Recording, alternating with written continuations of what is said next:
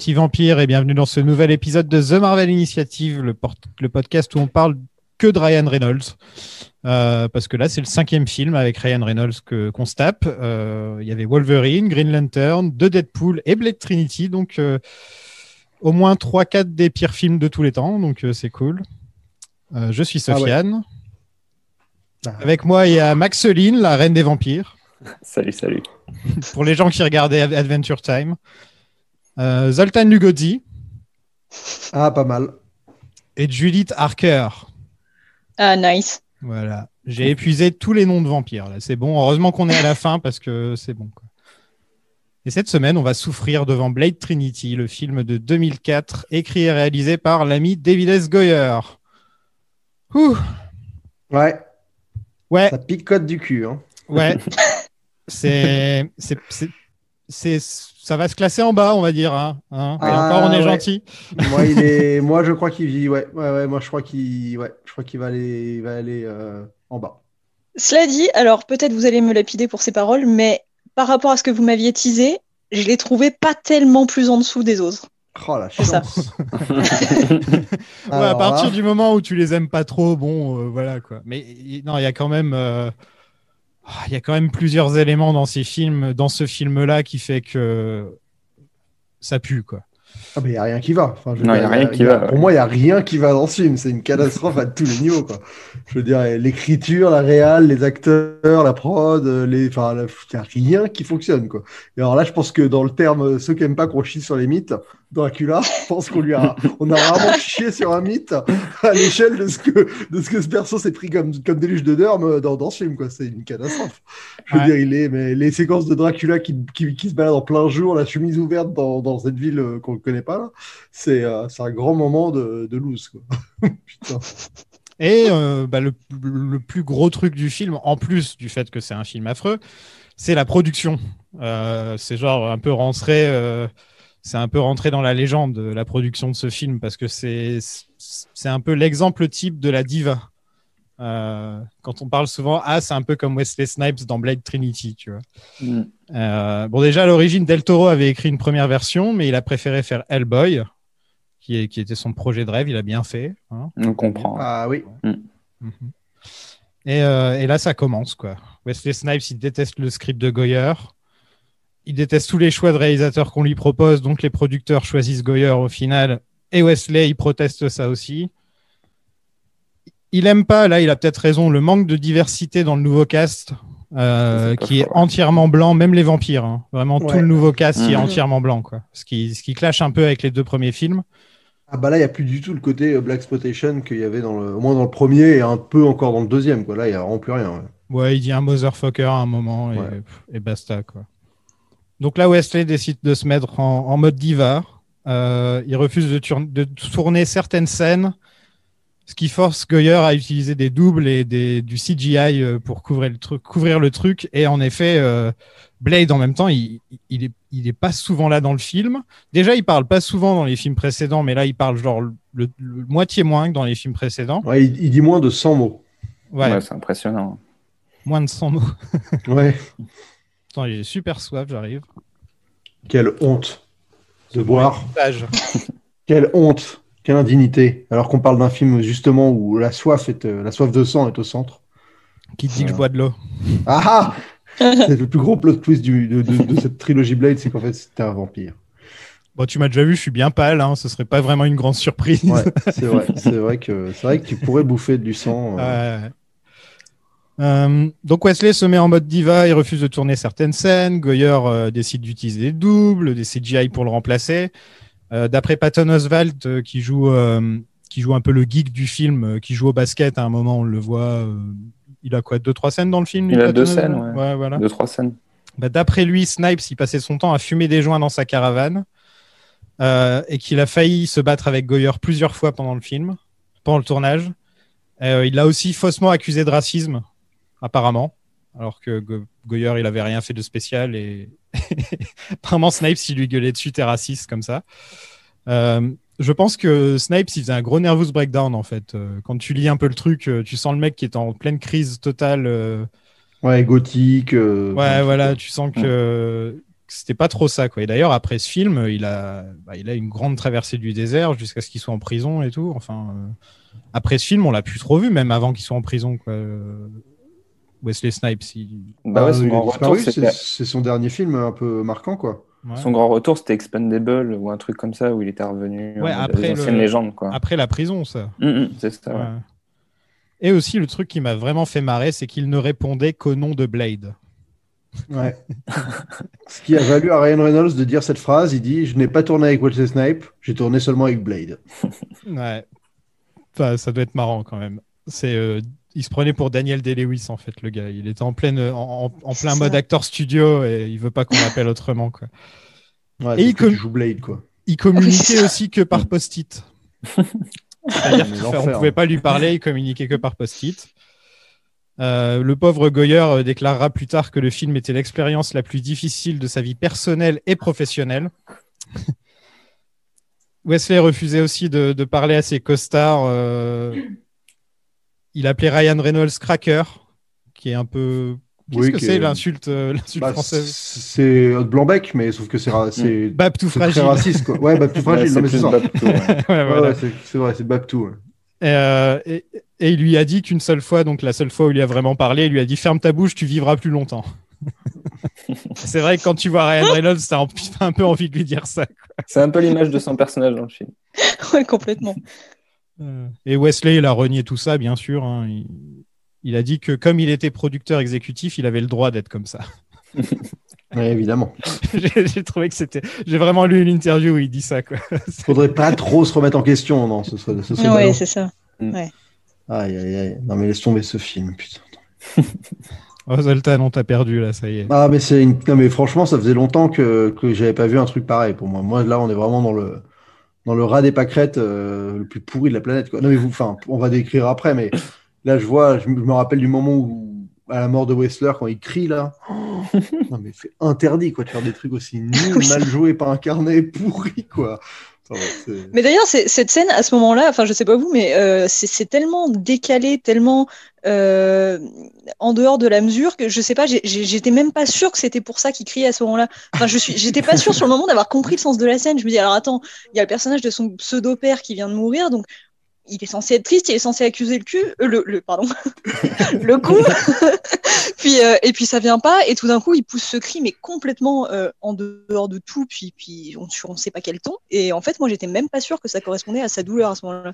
Mais cette phase, non mais vraiment, je pense qu'il en a rien à foutre en fait, tout simplement. Non mais la séquence, et franchement, je viens de la revoir, il fait quand même un espèce de truc où il se penche en avant. Mais c'est nanardesque. Il se relève un peu, il est ridicule. On dirait un espèce de grenouille. Regardez-en pour le film, les gens, regardez-en pour le film. Parce qu'en 2005, il y a Wesley Snipes qui porte plainte contre New Line et Goyer. Parce qu'il dit que le studio ne l'aurait pas entièrement payé, qu'il n'a pas eu le droit de choisir le casting et qu'il n'a pas eu le droit de choisir le réalisateur. Aussi que son perso est passé au second plan et remplacé par Ryan Reynolds. Que l'humour est juvénile. Et l'absence donc d'un cast multiracial. Voilà. Et il réclamait 5 millions. Et j'ai cherché pendant longtemps, il n'y a pas eu de verdict ou quoi que ce soit, donc je pense qu'il les a peut-être eu ces 5 millions en dehors de... Un petit accord. Ouais, un petit accord. Et donc voilà, ainsi termine l'histoire de Wesley Snipes avec Blade, une histoire qui avait très bien commencé puisqu'ils étaient faits pour se rencontrer. Et c'est pas trop ça sur la fin, quoi. Mais est-ce que c'est de sa faute ? Un peu quand même, parce qu'il joue mal. Ah oui, il joue mal, mais après la réal est tellement fraise que bon... Ça va avec le reste du film. Enfin, allez, passons au film, hein. J'ai envie de dire. Blade, ready to die. I was born ready, motherfucker. On commence avec une voix off de Ryan Reynolds. Oh putain. Et on est tout de suite dans l'ambiance. Tiens, au fait, j'ai découvert juste après avoir vu le film qu'il y avait 2 versions du film. Ah, peut-être on peut le revoir une deuxième fois alors. Donc, il y a une version unrated. Moi, j'ai vu la version normale. Moi, j'ai vu la unrated, je pense. Moi aussi, ouais. Ok, donc il y a une fin différente. On en parlera à la fin, parce que c'est très important. Donc, Ryan Reynolds. Qui dit des trucs... ouais, là, on bateau. comprend rien en plus, ouais. Devant une mare de sang, CGI dégueulasse. Ouais. Ça reste moins pire que la voix off du début du deuxième.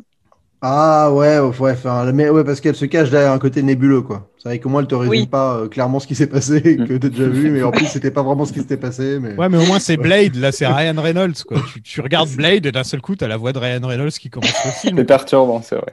T'as l'impression de regarder Deadpool. En plus, il est vraiment en mode Deadpool pendant tout le film, quoi. Mais moi, franchement, j'étais persuadé qu'en fait son perso c'était Deadpool avant. Je sais pas pourquoi, il y a un moment, je sais pas si j'avais vu passer une rumeur sur internet comme quoi en fait ce perso, ça aurait pu être Deadpool, quoi. Bah, Mais- sachant que c'est un grand fan du perso, il a sûrement dû s'inspirer de ça, hein, c'est obligé. Ouais. Mais en fait, c'est un perso qui existe dans le comics, qui est un des mecs qui est transformé en vampire par Frost du premier film. Donc voilà, c'est un vrai perso de comics.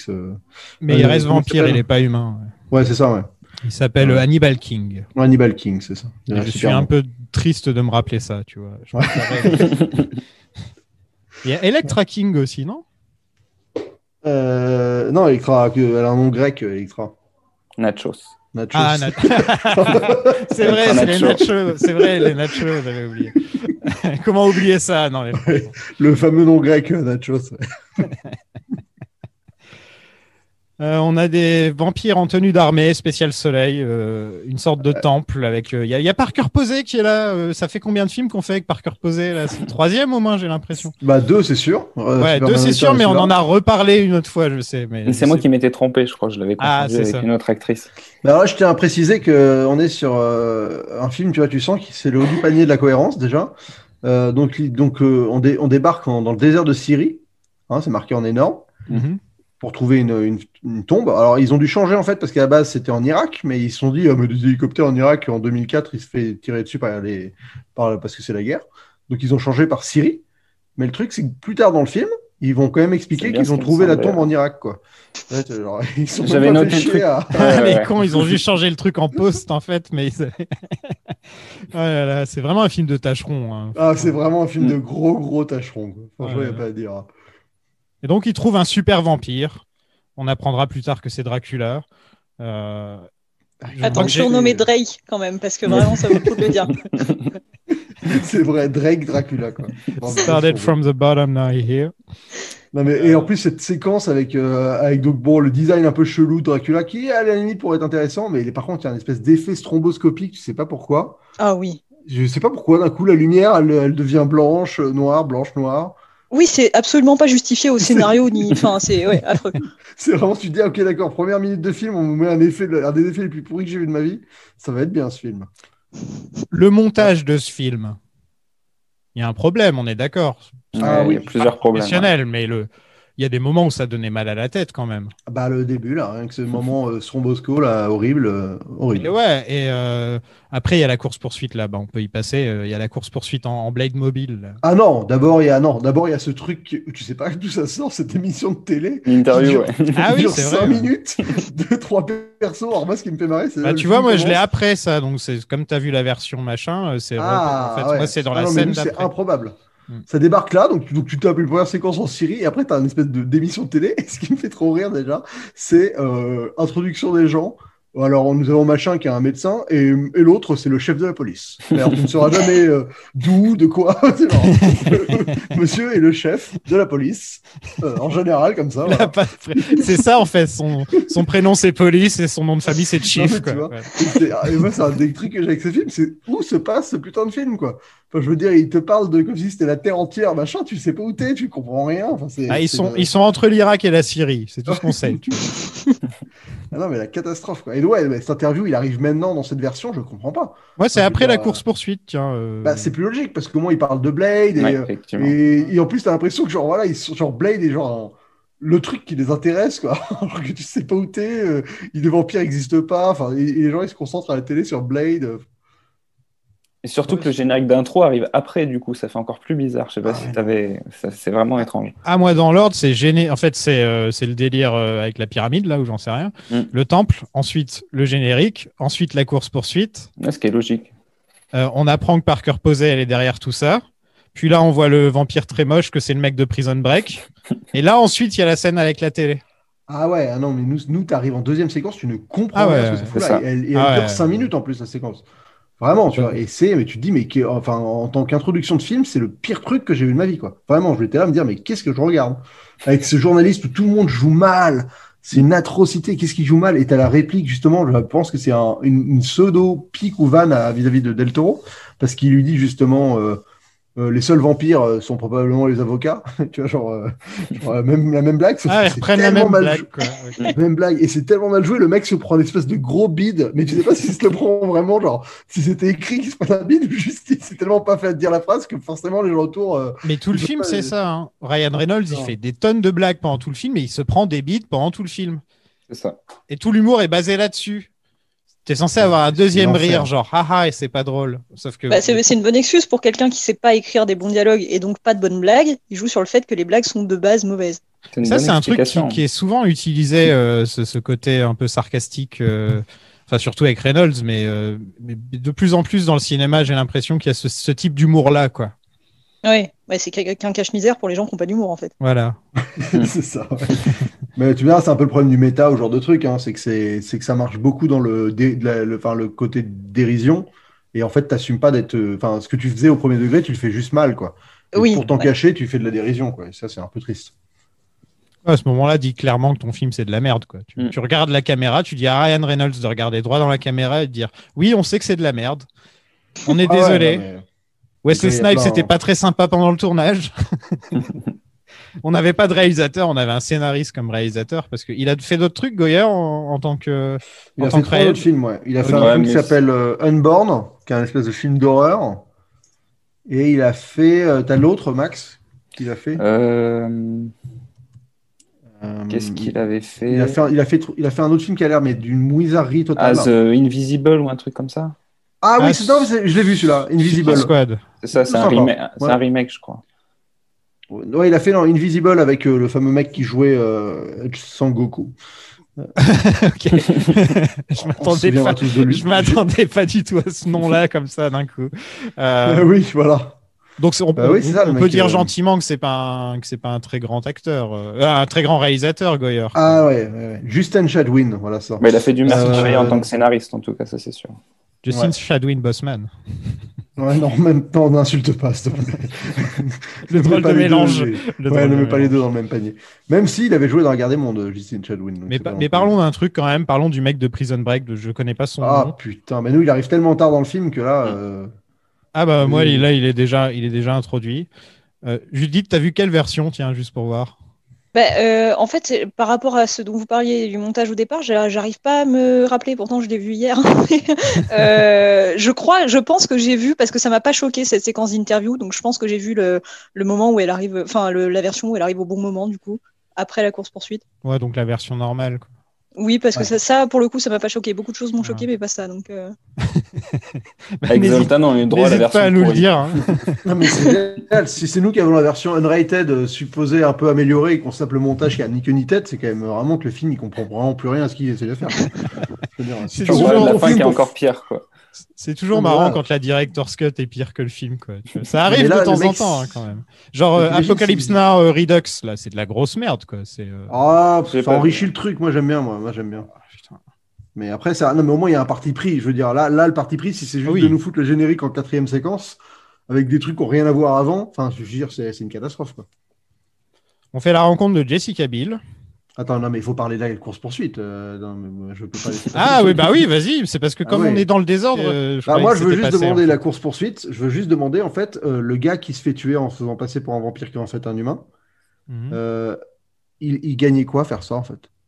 C'est genre les gens. Sacrifié pour sa cause. Ouais, c'est un familier. Ouais, mais il meurt, quoi. Enfin, je veux dire, il avait prévu de se faire flinguer, c'est tout. Genre, en mode, tu vas mourir pour que Blade te tue et tu vas être. Et en plus, quand il se fait buter, il est trop content. Genre, je t'ai eu.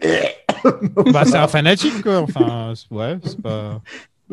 Bon, ok. Écoute, j'en trouve. Parce que d'habitude, les familiers ont quand même une motivation, c'est de devenir vampire derrière. Tu vois, c'est un peu la carotte que tu peux. Ouais, mais j'imagine qu'il doit y avoir aussi des humains qui sont à fond dans les vampires, un peu comme une secte, et qui iraient mourir pour eux, quoi, tu vois. J'imagine bien ça. Après, c'est vrai que c'est pas expliqué, c'est de la merde. Hein. Je dis pas le contraire. Il y a pas à mon avis, il n'y a pas autant de degrés de recherche mis dans le sujet. Ils ont juste dit et si c'était un humain, ouais, vas-y, ce serait cool. Ok, voilà. Quoi. Catastrophe. Elle est cool sa voiture par contre. Ouais, sa voiture est plutôt cool. C'est toujours la même dans les trois, mais elle est vraiment Je cool. préfère sa ventoline, moi, perso. Mais... Ah oui, maintenant il a une ventoline pour s'envoyer le sérum. Exactement. Ça fait bizarre, je trouve, quoi. Ah, ça fait... Surtout, le truc qui fait bizarre, c'est que t'as l'impression qu'il souffre alors qu'il inhale juste une putain de ventoline, quoi. Tu sais, il est là à faire genre ventoline qui me fait mal. Bah ouais, enfin, une ventoline, quoi. Ah, mais c'est peut-être Wesley Snipes qui faisait l'inverse de ce qu'on lui demandait. Ah, c'est fort, ouais, parce que franchement, tu te dis, pourquoi vous avez fait ça? T'as l'impression qu'il souffre plus avec ça qu'avec la piqûre qu'on lui faisait avant, quoi. Donc, tu te dis, bon.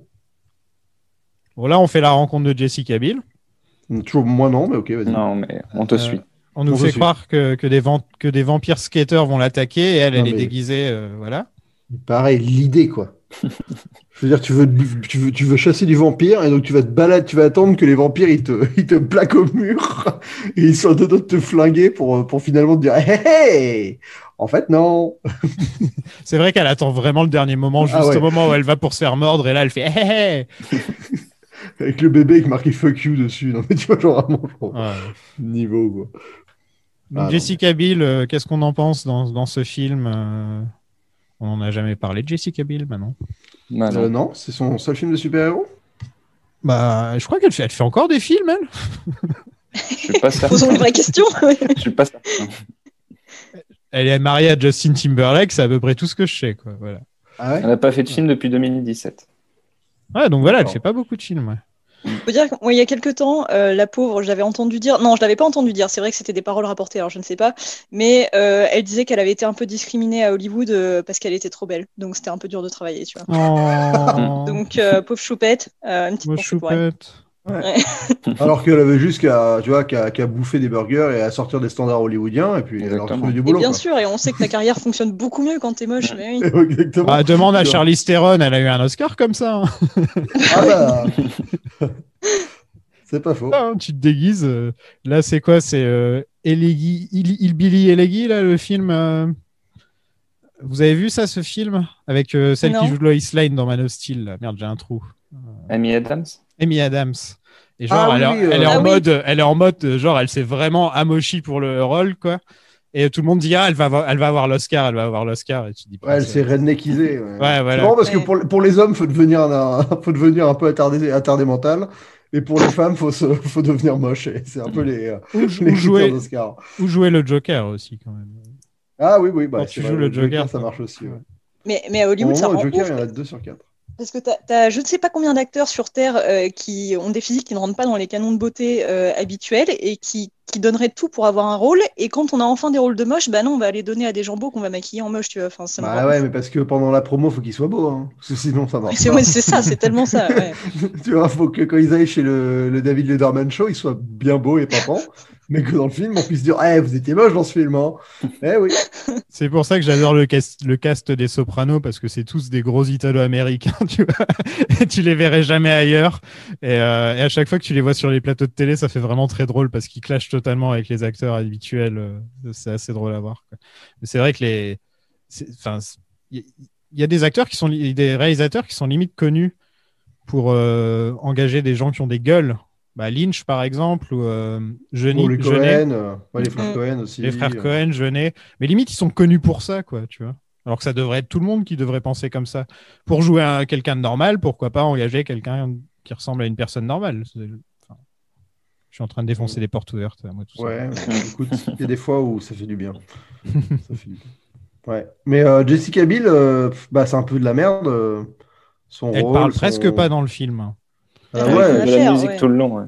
Elle tire des flèches. Elle fait beaucoup de bastons et elle le fait très bien. Mais par contre, elle ne parle pas du film, quoi. Les scènes où elle est avec Blade, il n'y a personne qui parle, quoi. C'est quand même dommage de l'avoir fait être la fille d'un personnage et de jamais jouer. Enfin, il n'y a pas une seule interaction entre les deux, il n'y a rien, quoi. C'est la fille Wesker, au final. Whistler. Whistler, pardon. Wesker, c'est dans Metal Gear Solid. Putain, ça recommence. Et ouais, c'est la fille Whistler, et pourtant, jamais elle a un truc en lien avec ça, quoi. Ça ne sert à rien. Ouais. Wesker, c'est dans Resident Evil. Ah oui, Wesker, c'est Resident Evil, t'as raison. Vas-y, Julie. Mais j'ai trouvé ça un peu, enfin, je sais pas vous, mais pas tellement crédible que finalement, Blade, je crois dans mon souvenir, finalement, il avait même pas connaissance qu'elle existait ou il l'avait jamais. Ah oui, c'est du retcon, non. À la base, ils étaient tous morts, hein, normalement. Ouais. C'est comme ça que tu comprends le perso. Là, non. Ouais, parce qu'il y a il y a la police qui attaque Blade. Et donc, c'est un truc qui m'a un peu choqué, c'est à quel point il tue des flics dans ce film. Ah ouais, il en a rien à foutre. Il tue des humains, genre, ils s'en foutent complètement, quoi. Il y a pas de... Alors que c'est des gens qui sont engagés pour faire leur boulot, ils savent pas qu'ils ils savent pas qu'ils sont tombés sur un tueur de vampires, quoi, armé jusqu'aux dents, j'imagine. Non, mais Whistler, à coup de fusil à pompe, là, il en défonce. Il tue plein de gens, quoi. Ouais, c'est clair. Non, mais après, Jessica Biel, elle a quand même, pour revenir juste sur elle avant qu'on avance, vas-y. Elle a quand même elle a défoncé une caméra en tirant à l'arc. C'est-à-dire que David S. Goyer lui a demandé de viser la caméra sur une séquence où elle devait s'entraîner. Là. Ah bah ouais, mais en même et temps... en fait, ils avaient protégé la caméra avec du plexiglas, mais ils avaient tout protégé sauf l'objectif. Et elle s'était tellement bien entraînée à l'arc qu'elle a visé direct l'objectif. Et elle l'a défoncé, elle a défoncé une caméra à 400 000 balles.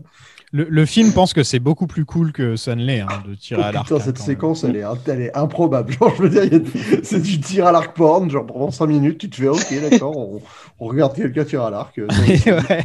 T'imagines si dans Avengers, ils nous avaient montré Hawkeye en train de tirer sur des cibles pendant 20 minutes. Ah, ils ont fait ça avec Scarlett, par contre, avec Black Widow, où elle tire sur des cibles. Donc, je retire ce que je viens de dire. Et après, donc, en vrai, tir à l'arc, ça peut être, excuse-moi, mais ça peut être très joli. Je suis sûre que ça peut être extrêmement bien mis en scène et génial, tu vois. Mais bon, là, voilà, effectivement, il n'y a pas. C'est pour le coup, l'arc, c'est une des armes les plus. Moi, j'ai une vidéo que j'ai en suspens que j'ai jamais fini, mais que je voudrais faire, qui est, pour moi, c'est l'arme la plus cinématographique, l'arc, parce que tu as une durée de. Enfin, je veux dire, c'est visuel et à la fois, le timing correspond bien au cinéma. Là où, par exemple, les revolvers, il y a un côté où tu vois pas la balle, à part si tu fais du bullet time, comme dans Matrix. Mais voilà, et donc... No comment. Et voilà. Et l'arc, pour le coup, ça peut être très bien utilisé. Et le Seigneur des Anneaux l'a prouvé avec Legolas. Je veux dire, même Robin des Bois, bon, pour le coup, dans le film de Disney, c'est pas terrible, mais... dans Ridley Scott non plus. Mais il y a un truc avec l'arc qui fonctionne bien au ciné, quoi. Et là, dans ce film, c'est pas vraiment bien mis en valeur, pour le coup. Non. Il y a Hunger Games aussi où elle a un arc, non? Ouais, Katniss, qui a un arc, exactement. Oui, c'est pas si mal utilisé dans Hunger Games, dans mon souvenir. Ouais. Et donc Whistler meurt encore.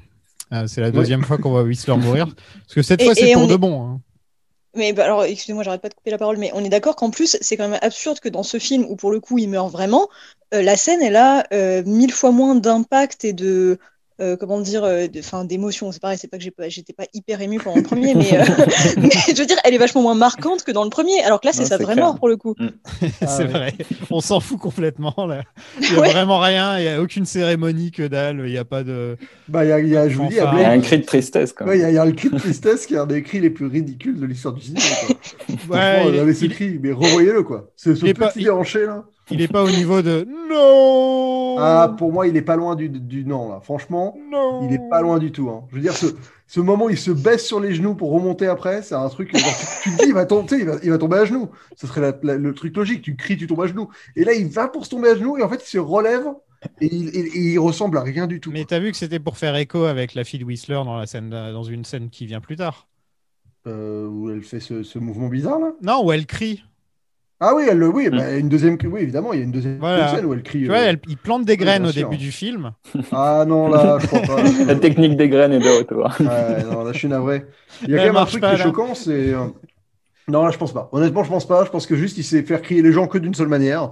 Et donc, il les réutilise à chaque fois. Alors, pour crier, tu vas crier très très fort en regardant en l'air. Et c'est tout. Ouais. Mais pour le coup, moi, il y a un crime de lèse-majesté, c'est surtout d'avoir mis du putain de rouge sur Blade, quoi. Qu'est-ce que c'est que ce lycra rouge? Je suis pas... T'aimes bien, toi? Je suis pas aussi choqué. Bah, il est toujours, c'est toujours un peu noir et rouge, ces couleurs. Ouais, c'est les couleurs qui vont avec Blade. Mais c'était noir tout court avant.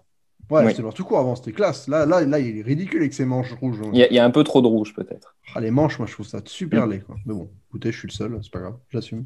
Ouais, ils ont décidé de temps en temps pour vendre des figurines de le changer de coup. Tu sais, il faut changer des trucs. Ouais, je fonderai un club, ne vous inquiétez pas, de gens qui détestent le lycra rouge de Blade. Je trouverai des adorateurs avec moi. Votre uniforme, ce sera le lycra bleu et ça sera super. Genre, voilà, ils sont tous en lycra bleu, vous allez être très sexy, les gars. Et Blade se fait arrêter, donc. C'est comme ça dans la scène, c'est comme ça dans la version unrated. C'est comme ça. Ouais. Nous, c'est différent. Ouais. Non, c'est comme ça, il se fait arrêter. Non, c'est comme ça, mais c'est pas dans le même ordre. Oui. Bah, alors moi, il y a quand même une grande question, en fait. il y a un problème. Les méchants passent leur temps à ne pas faire ce qu'ils doivent faire au moment de le faire, quoi. Je veux dire, ce film, c'est que des gens qui devraient tuer Blade tout de suite et qui, je sais pas pourquoi, décident de lui parler pendant 25 minutes, de faire venir des vampires dans le commissariat pour le buter alors qu'ils l'ont emprisonné. Enfin bon, c'est un espèce de... Je comprends rien. Mais il y a plein de moments. C'est comme quand Dracula, il se barre en courant quand il voit Blade la première fois qu'il se voit. Pourquoi il se barre en courant? C'est Dracula, il peut le tuer s'il veut. Enfin, Avant de kidnapper un bébé. C'est vraiment bizarre, quoi. Dracula. Qu'est-ce qu'ils ont fait de toi? Hier, j'ai donc regardé le Dracula de Coppola, parce qu'on en parlait un petit peu. Ah bah, ça t'a fait un petit choc, non? Ça m'a fait un petit choc, ouais. C'est quand même autre chose. Très, très, très bon film avec un Coppola qui se fait plaisir, vraiment. Il a des défauts, le film, hein, par contre. Je dis pas. Wow. Attends, parce que c'est ma religion, par contre. Notamment un certain acteur qui joue Jonathan Aker, qui joue pas très très bien, même si je l'aime beaucoup. Oui, il était un petit peu dans sa période minet un peu insipide. Ah, il joue très mal dans ce film, hein. Hier, ça m'a fait un peu mal parce que je l'aime bien, hein, donc j'étais là, je fais putain.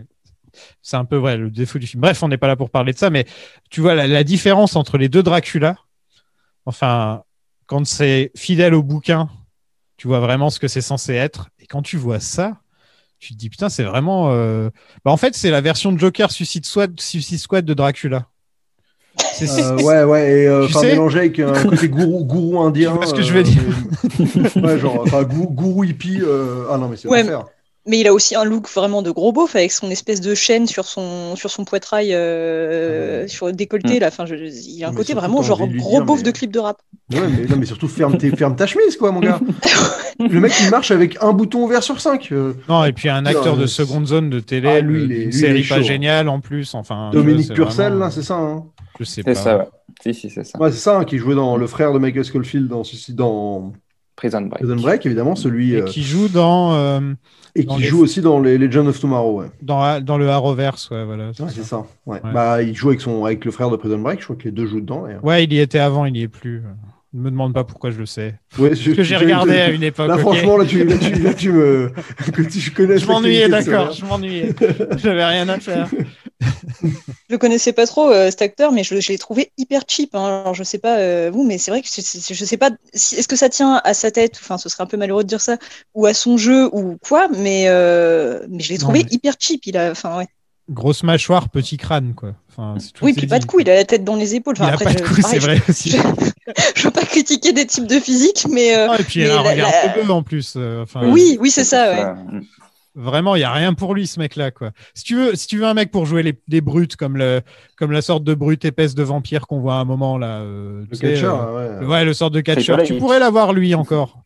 Mais pour jouer Dracula, mais qui s'est dit ça? Qui quel directeur ou directrice de casting va se dire « Ah, j'ai une idée pour vous, les gars. J'ai vu Prison Break. » Et quand j'ai vu ce mec, je me suis dit « Dracula. » C'est lui. Dracula. Non, mais c'est clair. Mais surtout Dracula, chemise ouverte, quoi. En plus, il réitère à la fin avec son espèce de petite armure avant qu'il se transforme. Là, il a aussi une armure très décolletée sur les pecs. Ah ouais, non, mais d'où il la sorte? Il passe son film à montrer son torse. À ce moment-là, tu le mets torse nu comme les vampires dans True Blood, tu vois, et tu fais ça, mais ce serait limite mieux, quoi. Ah non, mais il est redoutable. Tout serait mieux. Mais pour le coup, j'ai trouvé que le design, quand Dracula apparaît au tout début, il est pas mal, le design, il y a un truc, quoi. Mais le problème, c'est que tu le vois jamais, et à la fin, quand tu le vois vraiment, en fait, c'est juste super moche. C'est très moche quand tu le vois vraiment. C'est vraiment... Bon, retournons à l'interrogatoire. Il y a le psychiatre qui est un familier et qui fait croire que Blade est donc psychotique pour pouvoir l'embarquer dans son hôpital. Pour que les gens puissent le tuer. Pour que les gens puissent le tuer. Je peux te dire que j'ai mis pause plusieurs fois dans les phrases du psy pour essayer de me dire est-ce que ça a un sens ce qu'il raconte? Et peut-être, je sais pas. Et je pense que je suis la seule personne à avoir autant pensé à certaines phrases de Blade Trinity. Parce que... Ah non, moi je te dis, j'ai taffé mon truc. Hein, franchement, je comprenais rien du tout. Et là, il y a les vampires qui débarquent en plus. Alors que l'autre, il est déjà censé emmener le mec. Là, les vampires débarquent. Et donc, il y a Ryan Reynolds qui arrive.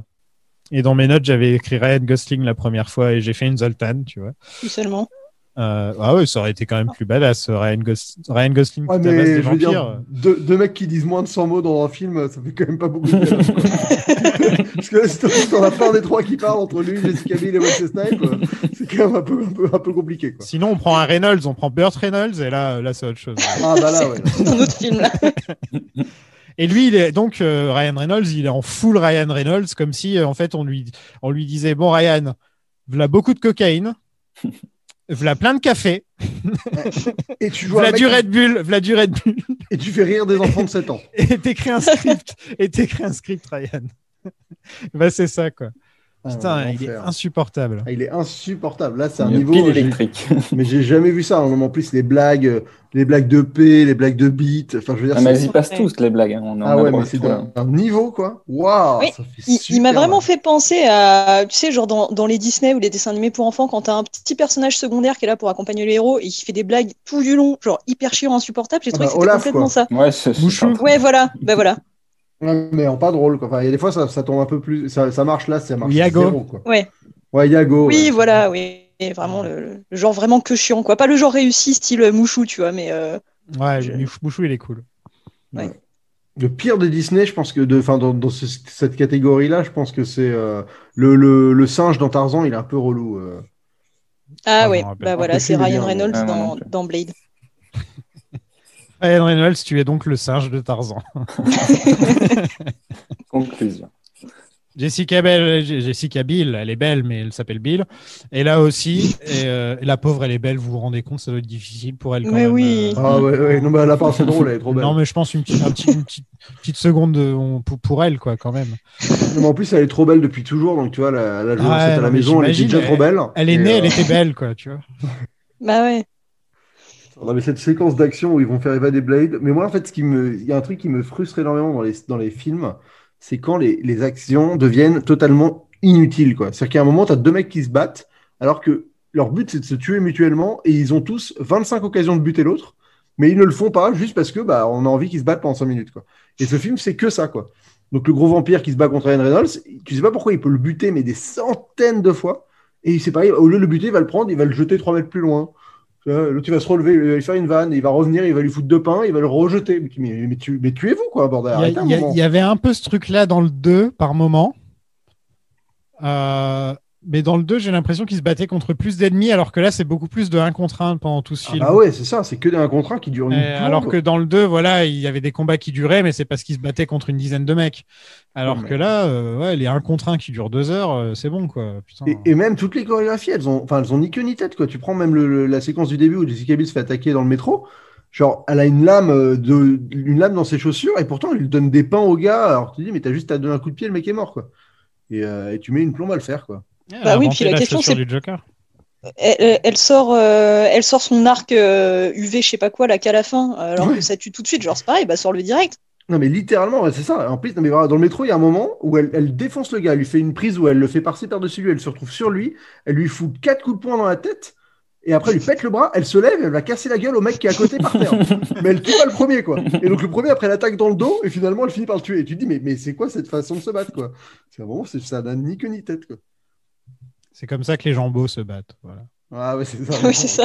Ceci explique donc cela. Merci, Sofiane. Heureusement que t'es là. Et donc, Le le décrypteur. film vraiment pense que c'est super cool, quoi. Tu le sens.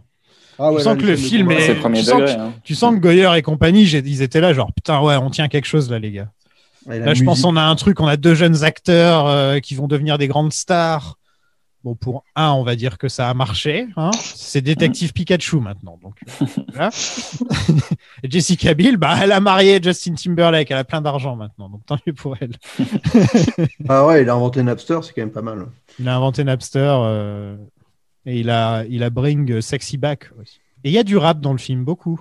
Ah, mais mais même il y a du dubstep aussi. La Enfin, du musique est dubstep, insupportable dans ce film. Elle est Mhm. horrible. C'est l'enfer incarné en. Vraiment, du début à en- la fin, c'est quelque chose, quoi.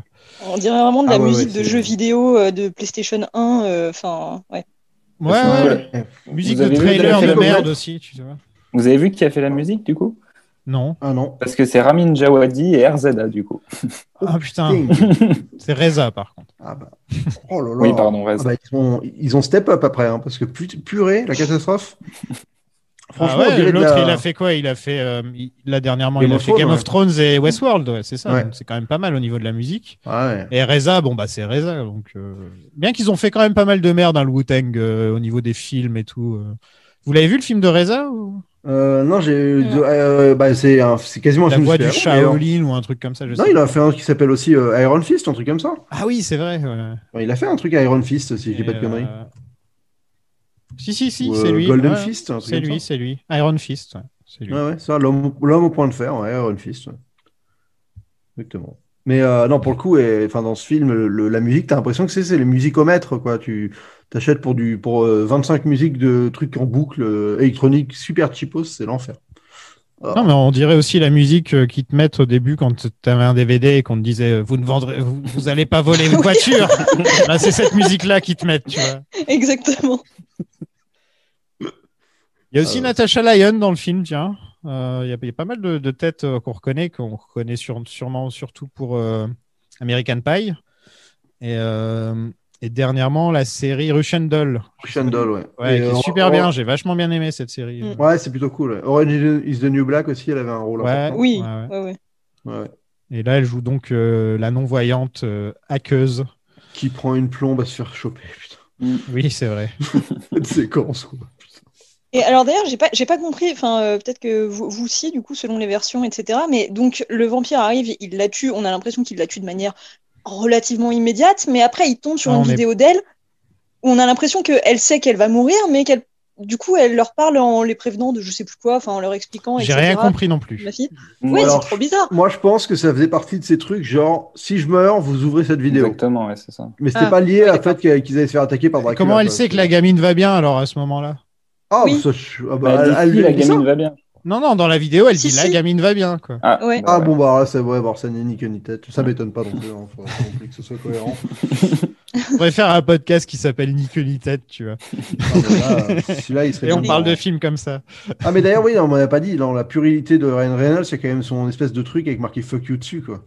Je veux dire, Ouais. le perso, c'est comme ça qu'il commence, c'est avec un putain de badge avec marqué fuck you. Aussi, c'est quoi ce look, Ryan Reynolds? Il a une sorte de barbe avec des points blancs dedans. Ça s'appelle. C'est 2004. Tu sais, genre comme s'il a une petite. On dirait un peu Ra's al Ghul sur les bords, tu vois. Genre, c'est très étrange. Et pourquoi est-ce que tous les familiers ils ont leur tatouage sur le poignet, et Ryan Reynolds il l'a sur la bite? Au niveau de la bite. ouais. Oui, non, mais ça, c'est pareil. Mais surtout ça. Parce que C'est vraiment c'est- pour qu'il puisse se dessaper à moitié au moment de le montrer, c'est. Ah bah ça, ils en profitent hein, de Ryan Reynolds torse nu et tout. Ils en donnent pour. T'en as pour ton argent, quoi. Parce qu'on voit au départ, quand ils doivent rentrer dans le hangar où ils trouvent tous les humains sous vide là, pour leur extraire le sang encore vivant, il y a une machine pour que les familiers ils montrent, tu sais, ils passent le poignet pour que ça scanne leur tatouage. Donc si Ryan Reynolds, à l'époque où il était familier, il devait faire ça avec son tatouage à lui, j'aurais trop voulu voir. Ouais. Tiens, Oui, mais en parlant- c'est comme dans Pamela Rose où il y a identificateur de deuil, identificateur d'haleine, et tu sais, alors, enfin, une espèce d'identificateur à 2 balles, et là il scanne le tatouage, le mec il doit baisser son froc à chaque fois pour rentrer. En parlant de Reynolds, tiens, vous savez quel est l'acteur dont on a le plus parlé dans le podcast? Ah bah Hugh Jackman, non? Je pense, mais je me demande si Robert Downey Jr. l'a pas rattrapé depuis. Ça doit être Franchement, kiff-kiff, hein. il y a beaucoup de films, hein, Hugh Jackman. Hein. Ouais. Donc c'est Jackman. On a Je bouffé pense, du hein. Wolverine hein, quand même. Ouais, je pense. Hein. Mais il doit être 3e, Reynolds, ou 4e avec peut-être Captain America. Reynolds quoi, doit mais, être bien classé. Non, il y a tous les mecs de Marvel avant, il y a 5 films, hein, Reynolds, oui, mais rien que les Avengers, il y a 5 films. Ouais, il y a tous les qui sont, Avengers, donc voilà. Quoi. Ouais. Tu comptes Civil War et compagnie. Ouais, c'est clair. Et ouais, donc on rencontre, donc tu disais ce groupe d'humains. Ah, ouais, Et il y a ils une sont- scène où Blade s'énerve sur eux, et c'est la seule fois du film où Wesley Snipes en a quelque chose à foutre, et ça se voit, où il est en train de tous les insulter un par un. Et c'est la seule fois où il a. Et tu vois qu'il est dedans, quoi. Et pendant tout le reste du film, il est en mode. Je suis sûr que derrière ses lunettes, ses yeux sont fermés, il dort, tu vois, il s'en fout complètement. Alors que là, il est là, il est à fond dedans parce que ça lui permet d'insulter tous les blancs du cast. Et il a bien raison, j'étais là, t'as raison, Wesley. Et je me demande s'il a pas demandé à ce que ce genre de scène soit ajouté dans le script ou ce genre de truc, quoi, parce que ça se voit que. Bah, il y a un On voit qu'il y a acteur du vrai, il y a noir, du ouais. vrai dans ce qu'il dit en fait. À chaque fois qu'il insulte Ryan Reynolds, c'est le genre de truc que Wesley Snipes pourrait dire en vrai, tu vois. Et c'est assez marrant le côté méta du truc. Ah bah, les films à problème, de toute façon, il y a souvent un aspect méta qui s'en dégage dans le film, je trouve. Et les scènes des méchants, c'est hallucinant comme tout le monde joue mal, on est d'accord. Même Parker Posey et compagnie, là, toute l'équipe, ils sont tous, mais vraiment, ils sont quoi, 3-4 et ils jouent tous super mal et il n'y a rien qui va, quoi. Et ils servent à rien, ces personnages, en plus. C'est genre...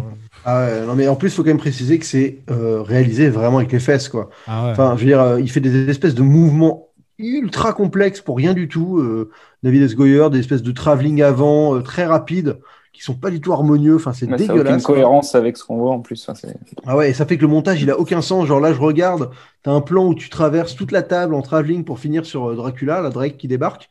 Et 2 secondes, une fois qu'il est là, tu finis par un plan large, t'enchaînes par un plan large du bout de la table. Donc, t'as fait une avancée pour faire après monter l'inverse juste après. Enfin, ça a aucune cohérence et c'est mais dégueulasse, quoi. Donc, Voilà. Et on apprend aussi que Ryan Reynolds était un vampire et qu'il a eu la cure, donc The Cure, là. Et pourquoi il tire pas sur des vampires avec ça, là? Comme ça les rend humains. Parce qu'il préfère tirer dessus avec des ballons en argent pour les tuer. Non, mais tu vois, il y a un truc bizarre avec ça quand même.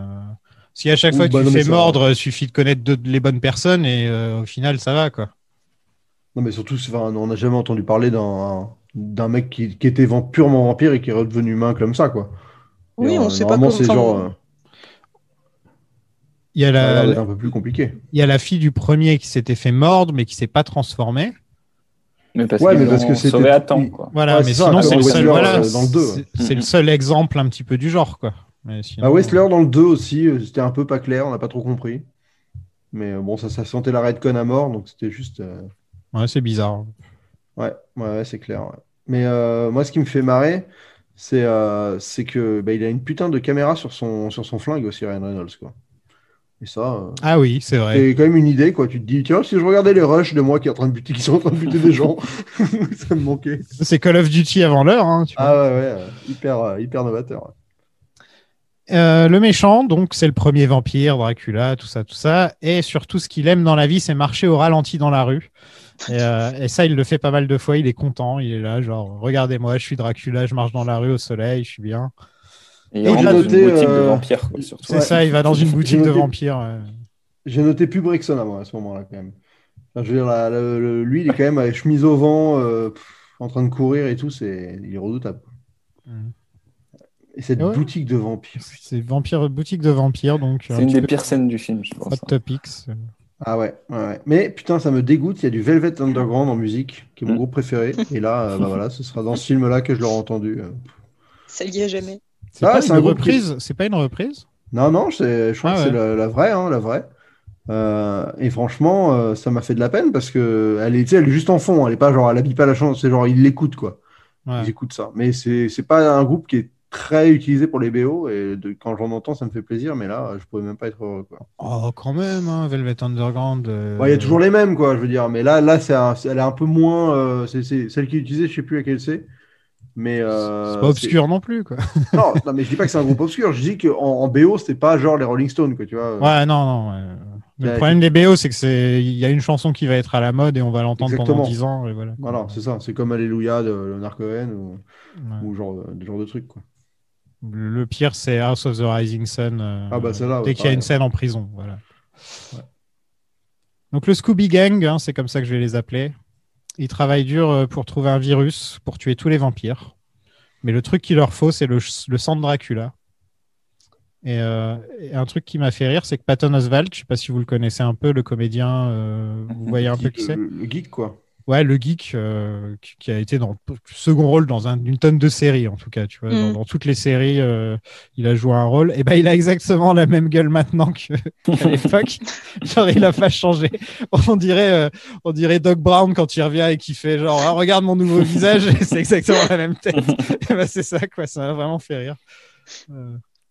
Et ma note ensuite, c'est Ryan Reynolds, ta gueule, putain. Je ne savais pas ce qu'il a dit, mais en tout cas, je pense que c'était mon sentiment du moment. Ouais. Un peu notre sentiment ensuite, c'est pire séquence de montage de l'histoire du cinéma. C'est la séquence où ils arpentent la ville à rechercher quelqu'un qui connaît quelque chose là, et t'as des ouais. espèces de split screen dégueulasses avec des actions qui n'ont aucune unité entre eux. Enfin, c'est vraiment mais il y a zéro idée cohérence, c'est l'enfer. En termes de réal, quand le split screen a commencé, je me suis dit, mais je suis dans quel film là d'un coup? Enfin, ça faisait vraiment années 70 à 60, tu vois, d'un coup, pouf, split screen. Et on les voit, on voit d'un côté Jessica Biel et de l'autre côté Ryan Reynolds, hein, c'est ça? Ouais, ils sont un peu partout, ça n'arrête pas de bouger, ça n'a aucun sens. La caméra, elle est en trip total, hein, de toute façon. En surtension. Ouais, elle est tendue. Hein. Ouais, c'est Venus in Furs qui est dans Blade Trinity. Donc, c'est une chanson qui n'est pas ultra connue des Velvet. C'est pour ça que j'étais autant d'en Shiny Boots of Leather. Ouais. Voilà. Jessica Biel ne parle pas. Il y a une scène donc où on apprend que Dracula il peut se transformer vu qu'il prend la forme du psychiatre. Ouais. Ça sert à rien, putain. Et ça non plus parce qu'ensuite on a une course-poursuite à pied. C'est là où j'ai mis Roxana. Là, c'est vraiment la pub Roxana. Là, il court, chemise au vent. Il faut mettre la musique de Royal Canin. Ah ouais, non, mais là, c'est. Putain, mais il y a un moment bullet time aussi où il y a une esquive de balle, mais la balle, elle touchait jamais le gars, quoi. Genre, la balle, elle passait 2 mètres au-dessus et il y a quand même un mouvement de tête pourri au ralenti. Mais ce film, putain, qu'est-ce qu'il est nul. Mais d'ailleurs, ça me fait penser qu'il y a, enfin, je sais pas si ça vous a frappé aussi, mais il doit y avoir environ 17 plans de personnages qui passent à travers une vitre. Oui, c'est vrai. Mais oui, ça aussi. Mais oui, ça arrête pas non-stop. À un moment, je me suis dit, combien de fenêtres il vient de se prendre? Tout le long du film, quoi, vraiment, c'est genre. Et en plus, à chaque fois, c'est genre les gros ralentis en mode ouah, putain d'effet, il passe à travers une vitre, c'est tellement de l'action de ouf. Sauf que ça fait 15 fois, mec, que tu nous le montres. Et puis à chaque fois, c'est tout moche en plus. Et ça fait depuis l'invention du cinéma qu'on voit des gens traverser des vitres. Enfin, je veux dire, c'est pas comme s'ils avaient inventé un truc génial. C'est juste un mec qui traverse une vitre, quoi. Putain. Un des plus grands sketchs, c'est les 2 gars qui tiennent une grande vitre dans la rue et qui essaient de traverser, là, tu vois. Bah, Spider-Man, ouais. Superman 3. Ouais, hein. Tu vois, ça revient tout le temps, ça. C'est vrai que c'est dans Superman 3, ouais. De notre ami Fletcher. Oui, le fameux. Oh, putain, mais là, cette course-poursuite dans la rue, elle est tellement nulle, quoi. C'est tellement ridicule. Et pourquoi il y a une poursuite déjà? Pourquoi est-ce que Dracula se barre et prend un bébé, etc. Pourquoi? J'ai aucune idée. Mais c'est juste à courir. Hein. Ouais, c'est juste l'air de dire je te buterai pas tout de suite, je te buterai une autre fois, quoi. Et là, pour le moment, faut que tu me cours après. Mais le truc, c'est franchement, ce mec qui court avec cette chemise avec un bouton, mais je trouve ça magnifique, quoi. Parce que c'est même pas genre, il est un peu genre col ouvert. Il y a le bouton du milieu qui est ouvert. Ce qui fait que tu vois son nombril en bas et tu vois tout son torse en haut et t'as un bouton, quoi. Et aussi, il est quand même en pantalon en cuir. Enfin, je veux dire, tout le reste du look avec des colliers et tout. Non, mais c'est le pire look de la planète, quoi. Ah oui. Et l'absence de charisme aussi, quand même. Il est vraiment pas charismatique. Hein, putain, à un moment, il passe, il y a un scooter à côté, il pousse le scooter. Ça n'a aucun sens. C'est gratos. Et il passe par une vitre juste après. C'est ce qu'il fallait. C'est vrai qu'on aurait dû compter toutes les fois où il passe dans une vitre dans le. Ouais, j'ai un peu regretté, moi. Mais j'ai pas eu la foi de le revoir exprès, par contre. Non, moi, j'étais déjà à la moitié du film. Je fais non, je vais pas revenir pour. Ah, on a une petite scène avec Jessica Biel sous la douche qui a des flashbacks de scènes où elle était pas là. Ouais, c'est vrai. Attends, t'as pas parlé du bébé, parce qu'avant il y a quand même le bébé qui est quand même un bébé. La scène du bébé. J'ai rarement aussi peu cru qu'il y avait un bébé présent dans cette séquence en vrai, quoi. C'est vraiment, moi une fois, je vous raconte une petite anecdote, j'avais un court-métrage et je sais pas pourquoi, le réal était un mec horrible. Et il y avait une séquence où il fallait qu'une mère tienne un bébé qui venait de naître et dans un espèce de tissu un peu ensanglanté, quoi. Et on n'avait pas de bébé. Enfin, sur le moment, tout le monde avait oublié ou je sais pas quoi. Il n'y avait pas de bébé. Et donc, j'avais pris un paquet de mie de pain de mie qu'on avait enrubanné, tu vois. Et donc, ça faisait comme si une forme de bébé, quoi. Et là, j'avais l'impression qu'ils avaient pareil. Enfin, tu sens genre, c'est clairement un truc qui bouge pas, une vieille poupée pourrie, super mal faite. Et ils s'en foutent totalement, quoi. Vous vous souvenez de American Sniper quand même, du bébé dans American Sniper? Moi, je me souviens de Twilight, mais alors dans American Sniper. Dans American Sniper, il y a une scène où Bradley Cooper il tient un bébé dans ses bras et on se rend compte donc c'est un faux bébé et surtout il y a le doigt de Bradley Cooper qui fait bouger la main du bébé. Ouais, franchement, en vrai, pour connaître bien les tournages, c'est horrible les bébés, c'est trop chiant. Parce que tu dois tourner avec eux très peu de temps et en plus, t'as pas envie de mettre un bébé dans des.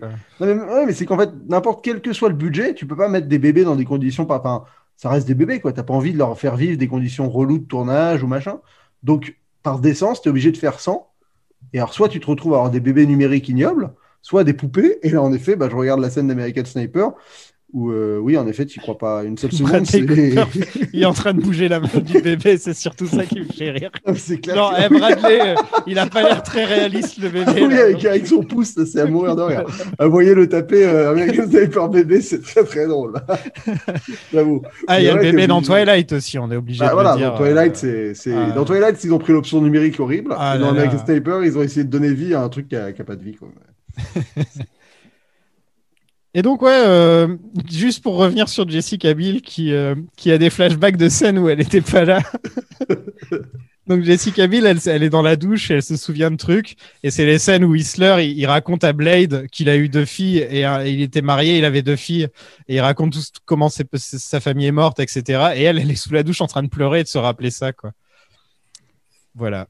Ouais, mais en plus, c'est marrant parce que cette séquence, déjà, tu sais pas d'où elle sort avec autant de sang, parce qu'il s'est rien passé. Enfin, je veux dire, juste avant. Oui, pourquoi elle a autant de sang? Oui, parce que Hannibal, il s'est fait planter, je crois, par Drake. Ah, c'est le sang d'Hannibal. Ah ouais, d'accord. Oui, je crois, ouais. Parce qu'elle en a vraiment partout, quoi, vraiment. Ouais. Et bon, et en plus, voilà, je pense que c'est important de mettre une scène de Finus sous la douche dans un film dans les années 2000. Ouais, c'est ça, quoi. Surtout que ça arrive juste après une vanne sur les vampires lesbiennes. Enfin, c'est vraiment le timing parfait. Ah, il y a une vanne sur les vampires lesbiennes, j'ai dû la Oui, tu sais, t'as la vanne sur les. Je reviendrai dans 28 jours, ou un truc comme ça, de Ryan Reynolds, qui lui fait ça. Classe. Super vanne. Mais il y a quelques petites vannes homophobes aussi dans le film. Non, mais il y a un peu de tout au niveau vanne. Ouais. C'est terrible. Donc, ils trouvent une sorte d'usine à récolter du sang. Donc, les vampires, ils ont attaché les sans-abri dans des sortes de trucs de sang, là, comment on appelle ça le plastique où on met le sang, je sais pas si c'est des poches de sang. Poches de sang, voilà, poches de sang. Ouais, des poches de sang. Enfin, en fait, ça ressemble même plus à des perfusions de sang, quoi. Ou à des trucs sous vide aussi, on dirait un petit peu. Ouais, c'est vrai, ouais. Et c'est quoi alors, attends, juste avant, parce que nous, on a une séquence, je pense que peut-être que tu l'as pas eu, celle-là, une séquence entre Drake et Parker Posey, là. Oui, je l'ai, moi, celle-là. J'ai peut-être choisi de ne pas la... Non, mais parce qu'il se passe quoi dans cette séquence? Alors, ils font l'amour, juste, ils la mangent Ils la mangent, juste, non? Mais après, non, j'ai pas vu ça. Et après, on sait pas, enfin, genre, ils la mangent, mais c'est tout, quoi. Parce que Drake, on l'a pas dit, mais ça a l'air d'être le gars qui se tape que des vierges. Hein. Donc, déjà, il a une éthique très, très discutable. Hein.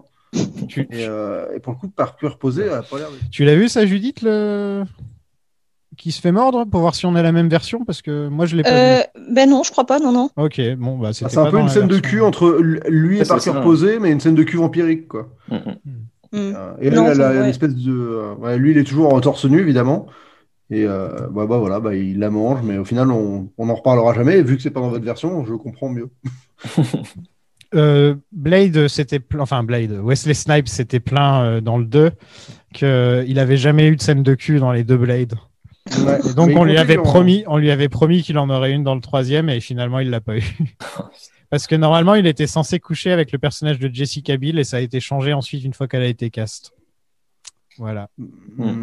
Voilà, une scène de douche. Elle est trop belle, tu comprends? Mais c'est quoi ces exigences, genre...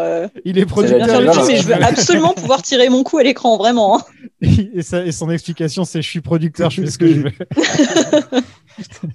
Ah là là, et cette séquence avec la gamine sur le toit, là, il y a quand même une phrase où le réal a osé, hein, donc c'est vraiment ça. T'as un putain de travelling avant sur le visage de Blade qui finit par dire parce que le monde, il est pas sympa.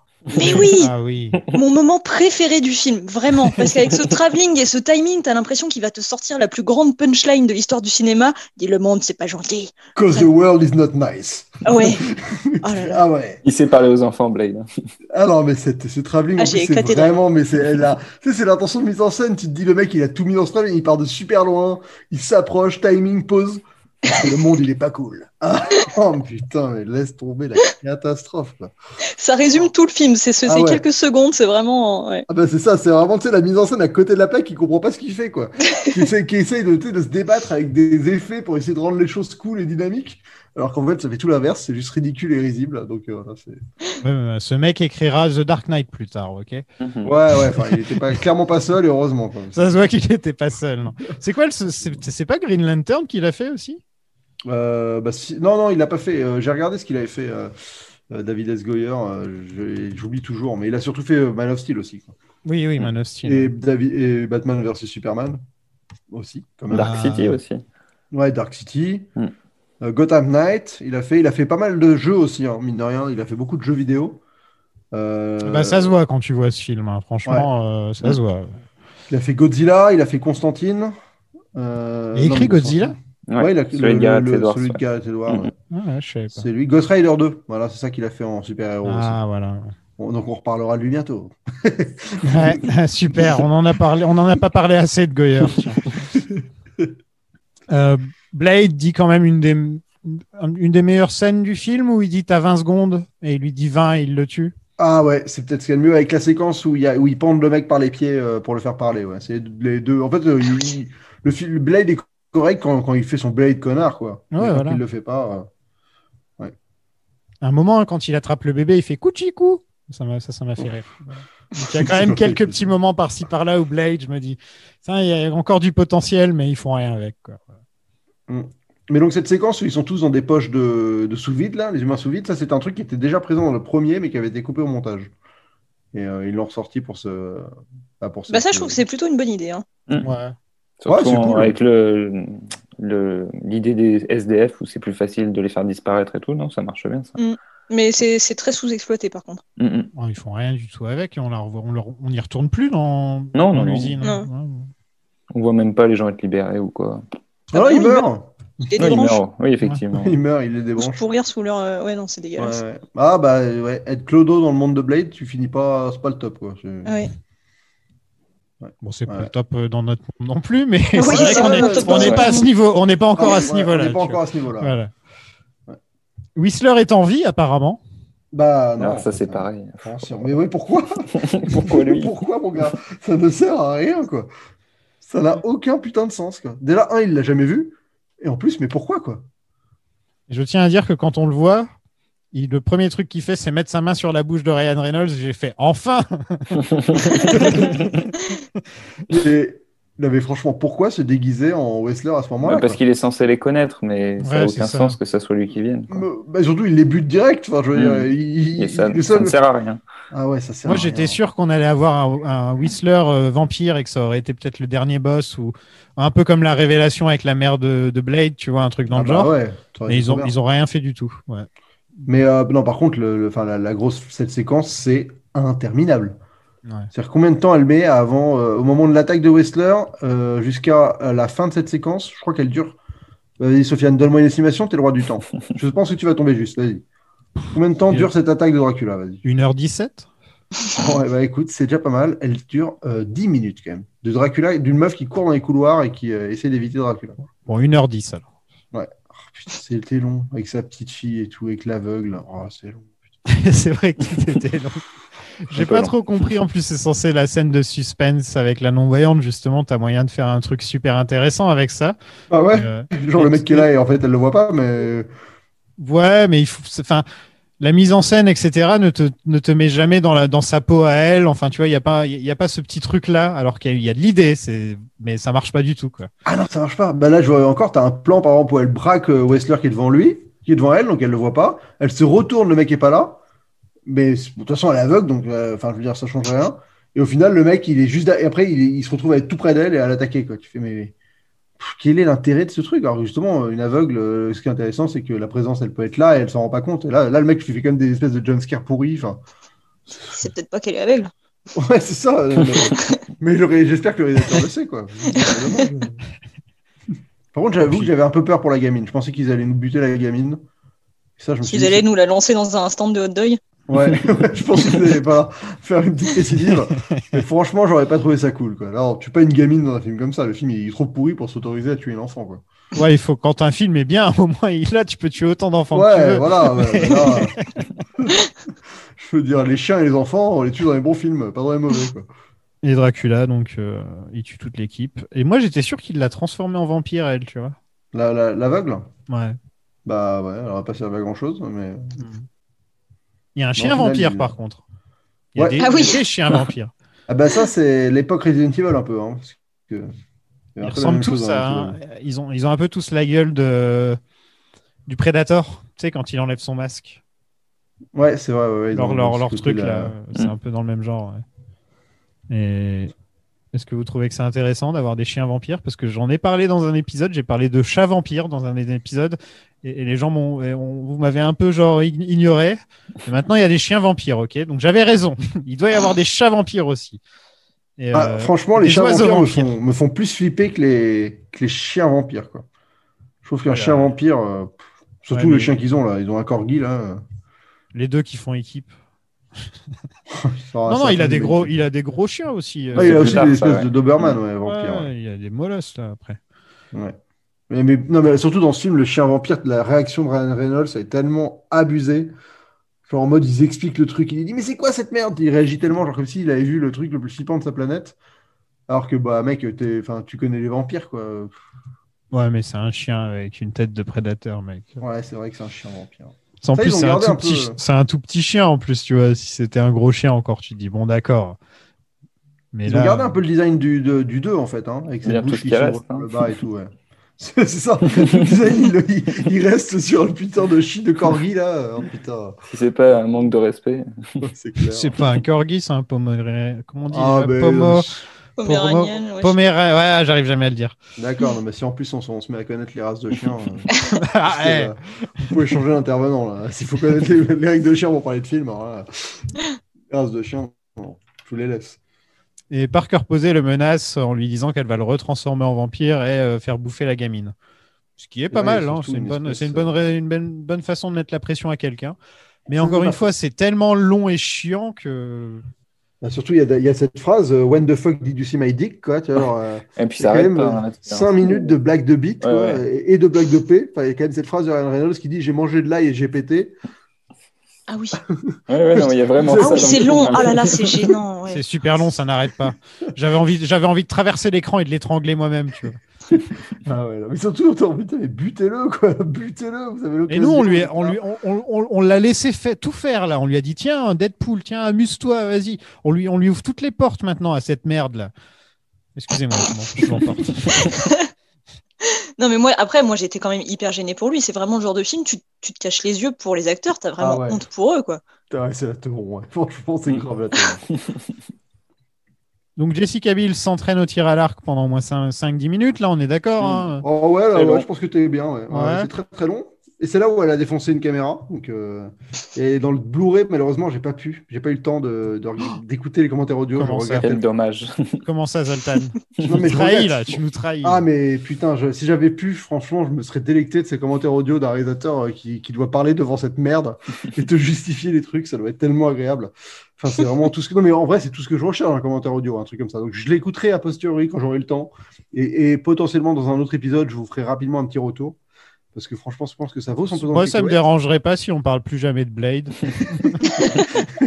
Bon, bah, alors moi, personnellement, tu vois, là, maintenant, je suis prêt à ne plus parler de Blade, au moins jusqu'à la sortie du MCU dans 3-4 ans, là, donc ça va. Bon, je donnerai rendez-vous aux gens du Discord sur le vocal un jour pour entendre parler de ça. C'est ça. On fera une spéciale sur le Discord. Mais en tout cas, c'est dans cette séquence qu'elle a donc pété une caméra en tirant dessus. Et cette séquence, je sais pas pourquoi elle veut absolument mesurer sa vitesse de tir. Enfin, qu'est-ce qu'elle a? Elle a un objectif précis? Elle a un truc à devoir où il faut qu'elle tire plus vite qu'eux pour qu'il passe 10 minutes à le faire. Parce que le truc, c'est qu'en fait, le virus, c'est elle qui va devoir le tirer. Et qu'elle a qu'une seule capsule, c'est ça? C'est ça. Un truc comme ça, ouais. Il faut qu'elle tire à plus de 315 miles par seconde, là. Enfin, par seconde. Mais tout le film, c'est ça, parce que... Par exemple, ils pourraient tuer Dracula quand ils veulent, sauf que pour avoir le virus, il faut du sang de Dracula. Et en fait, il y a toujours une sale raison dans le film pourquoi on se tue pas. Ah, parce qu'on a trouvé cette petite raison scénaristique qu'on s'est forcé à mettre dans le film, juste pour qu'il se tue pas dans ce moment-là. Et tu vois, l'histoire de la flèche avec le machin et tout le bordel, enfin, c'est une explication à la con, juste pour nous dire, ils le mettent pas dans un flingue et ils lui tirent pas dessus, quoi. Enfin, voilà. Ouais, ça, en plus, c'est maintenant que vous devez aller le buter, parce qu'avant, c'était pas possible, quoi. Ouais. Et là, il y a un montage où il se prépare. C'est digne de Batman et Robin, là, les gars. J'en ai pas vu un comme ça depuis Batman et Robin. Et surtout que, Zoltan, tout à l'heure, tu parlais de mauvais goût avec le pull rouge de Blade, mais il y a la moto bleue Elle est pas La belle. moto bleue de qui, Jessica Biel. qui n'a rien à faire ici en termes d'esthétique. Enfin, Ça clash à mort, Ah ça n'a ouais, rien à voir. On dirait une vieille Yamaha. c'est ça. Ouais, en plus, je crois que c'est une doublure de Blade dans cette séquence. Ça se sent Ah que bah. c'est pas lui. C'est partie de ces séquences. Et surtout, bah bon, voilà. Ouais, Jessica Biel, sa tenue, elle est quand même. Qu'est-ce que t'en penses, Judith, tiens, en termes de look tu t'habillerais comme Jessica Biel pour aller te Très battre, début 2000. Hein. C'est très début 2000. Hein. Là où je trouve ça pas si pire, c'est qu'elle a vaguement l'air fonctionnelle, il me semble. Ouais, à peu près. Ouais. C'est un peu du cuir serré, quoi. Mais Oui, mais voilà, par contre, oui, bon, je pense qu'elle est un peu serrée aux entournures. Quel besoin d'aller montrer son vide partout. Enfin ça, bon, c'est bon, ça. Ça, Bon, c'est après, l'époque. il y a eu pire, si tu veux. Franchement, Bah, il y a eu j'aurais pu Catwoman 2 imaginer ans pire. après, quoi. Ouais. Je veux dire, là, Voilà. Ah oui, il y a la eu bonne bien année, pire, mais de nos jours, on n'aurait pas le nombril, quoi. Ça... Non, c'est clair. Non. C'est clair. Ouais. Puis ça, Mais c'est va, plus je un pensais fashion qu'il- statement, tu vois, genre un truc. Ouais, truc de son époque. Je pensais qu'il serait plus racoleur sur elle. Mais après, tu vois, les- parce que j'ai réfléchi à ce sujet en regardant le film, et là où je me suis dit finalement ça passe, c'est que ça m'aurait saoulé s'il y avait qu'elle. Mais comme Drake, il passe son temps à walper, Drake. je me dis, c'est à peu près égalitaire.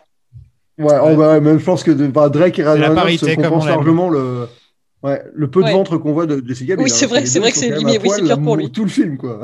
C'est vrai. Non, mais Jessica Biel, tu vois, c'est déjà pas facile pour elle. Mais en fait, c'est con parce qu'à 2 lettres près, elle incarnait son mal-être totalement, quoi. Elle s'appelait Jessica Biel Et voilà. Enfin, moi, Ça se tu trouve, vois, c'est ça son vrai nom, elle a changé du coup. Ah, Ça c'est a pas possible. suffi. Ouais. Ça n'a pas suffi. Ouais. Il y en a une de belle, de connue. Kristen Bell, ouais. Kristen Ouais. Bell, ouais, c'est ça. Les vampires respirent de l'argent et ça fait qu'ils sont pas très contents, mais ça n'apporte absolument rien à la suite. Vous Ouais, savez, ça laisse, les particules dans l'air là Et entre nous, hein, tous les humains qui vont respirer ça, ils vont crever aussi. Hein, Des chances. Ouais. Est-ce qu'il n'y aurait pas un premier vrai exemple de ce qu'est l'humour Marvel mal fait, avec Ryan Reynolds qui dit et ils vont arriver maintenant. Ça c'est vrai que c'est très pas faux, Marvel. ouais. Maintenant. Ah non, ça devient gênant là. Hein. Oh putain, la lourdeur de C'est lourd. blague, quoi. C'est long. C'est la même que dans Thor Ragnarok quand il attend son marteau en fait. Exactement, voilà, c'est ça. Sauf que là, c'est tellement La surjoué plus mauvaise et- blague de Thor Ragnarok de loin d'ailleurs. Et d'ailleurs, il y a une scène post-credits dans le film. Ouais. Ah bon? Eh Ah, elle est raté. très intéressante. Ah, je l'ai raté. C'est- oui, elle est Ah, super. mince. Franchement, faut pas la rater. Attends, on la garde pour la Ah ouais. fin, Zoltan. Ouais. Non, on tease Mais un peu franchement, parce qu'elles c'est- ont vraiment le détour. Franchement, vous allez être dégoûté de l'avoir raté parce que vous allez faire putain merde. Je pense que vous allez regarder sur Ouais. YouTube, là, c'est pas possible Ouais. de passer à côté. Bon, la musique est affreuse encore à ce moment-là, là où il y a toutes les bagarres avec les vampires. La musique est insupportable. Et Jessica Biel met ses écouteurs au ralenti et elle fait le signe viens de Neo et de Morpheus. Ah oui. Ah Et oui, là, j'ai- ouais. et là, j'ai failli, mais franchement, jeter ma télécommande et faire non, t'as pas le droit. Je veux dire, Shrek, il peut le faire, tu vois. Dans Shrek, ok, ils le font, c'est drôle. Mais là, putain, non, c'est ridicule, quoi. Et je veux qu'on me rembourse ce film que j'ai téléchargé. Voilà. Moi, je l'ai acheté, mais j'ai même pas pu regarder mon Blu-ray. Je suis vraiment dégoûté. Moi. Toi, t'es le pigeon ultime. Ouais, c'est clair. Je l'ai acheté, j'ai dû regarder en C'est DVD triste. parce que c'était pas chez moi, quoi. Putain. Mais C'est tu vrai l'as que- acheté, donc t'as le droit, tu vois. C'est comme Mais ça que ça remboursons la bande passante, quoi. Au moins. marche. Ouais.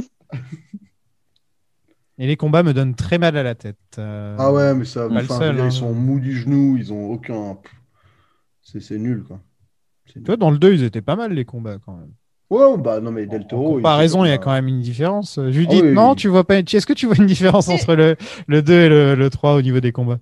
Bah, je suis peut-être pas assez amatrice là pour le coup, tu vois. Il y a Ouais. des chorégraphies de combat que j'adore, que j'aime beaucoup, mais il faut vraiment qu'elles en jettent de ouf pour que je les retienne.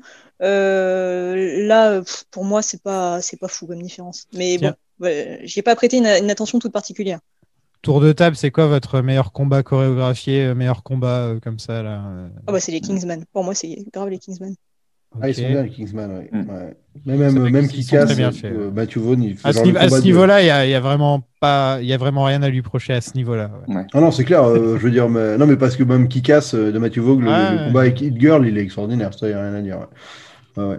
Le meilleur combat, c'est dur, mais moi, un qui m'a probablement le plus marqué, ça reste 300, je pense, la sortie de Léonidas. J'avoue que c'est un grand moment pour moi. Mais sinon, c'est The Raid, moi, les meilleurs combats. Voilà, c'est dans The Raid. Max. J'ai pas d'idée qui me vient là d'un combat que je préférerais. Moi, c'est sûrement Rocky contre Drago dans Rocky 4. Oh putain.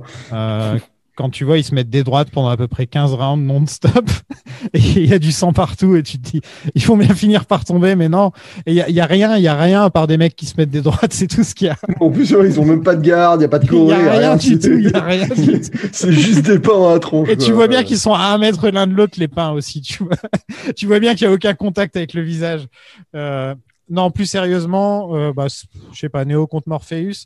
Mais j'aime aussi beaucoup, justement, en parlant de boxe, les combats dans le premier Creed. Les 3 combats qu'on voit. Ouais. Il y en a un très beau en plan séquence. Il y en a un en plan séquence qui est vraiment super beau. Et j'aime bien le côté simple aussi, juste de la boxe, tu vois. Des fois, avec juste un truc aussi simple de la boxe, tu es pas obligé de faire des énormes chorégraphies, des trucs comme ça. Tu prends un truc simple comme la boxe, tu fais un plan séquence dessus et c'est super beau, comme dans Raging Bull, enfin, tu vois, voilà. La boxe, j'ai fait une vidéo dessus à l'époque de Creed 2, justement, où j'expliquais que c'était un des sports les plus cinématographiques parce que. C'est le sport. Après le tir à l'arc. Non, le tir à l'arc, c'est l'arme. L'arme, attention.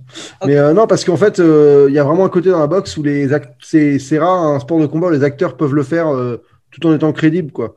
Parce que c'est vrai que se taper dessus avec des grandes boxes, tu peux simuler le truc tout en ayant l'impression de taper plus ou moins fort et ça fonctionne. Là où, par exemple, les arts martiaux, si tu te fous des grosses tatanes sans savoir le faire bien, tu ressembles à rien, quoi. On retourne au film ou... Bon, je sais pas. Hein. On n'est pas obligé, franchement. C'est mieux, là, non? Bon, on peut continuer à parler d'autres trucs, on est bien là. On était bien partis. Moi, je préfère la conversation qu'on a là maintenant plutôt que de retourner à Drake, tu vois. Non, parce que là, il y a une attaque de chiens vampires, là. Tu vois, il y a les chiens vampires. Qui passent par la fenêtre. Qui passent tous par la fenêtre, tous les chiens, ils crèvent. Voilà. Le combo chien vampire et passage par la fenêtre.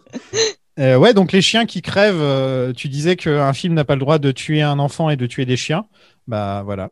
Ah, des chiens film vampires, aussi mauvais. je lui passe. Allez, ok, chien vampire, ça passe, d'accord. Ouais, chien vampire, ça passe. Ouais. Blade se bat contre Dracula dans l'endroit le plus classe du monde, c'est-à-dire une salle de conférence.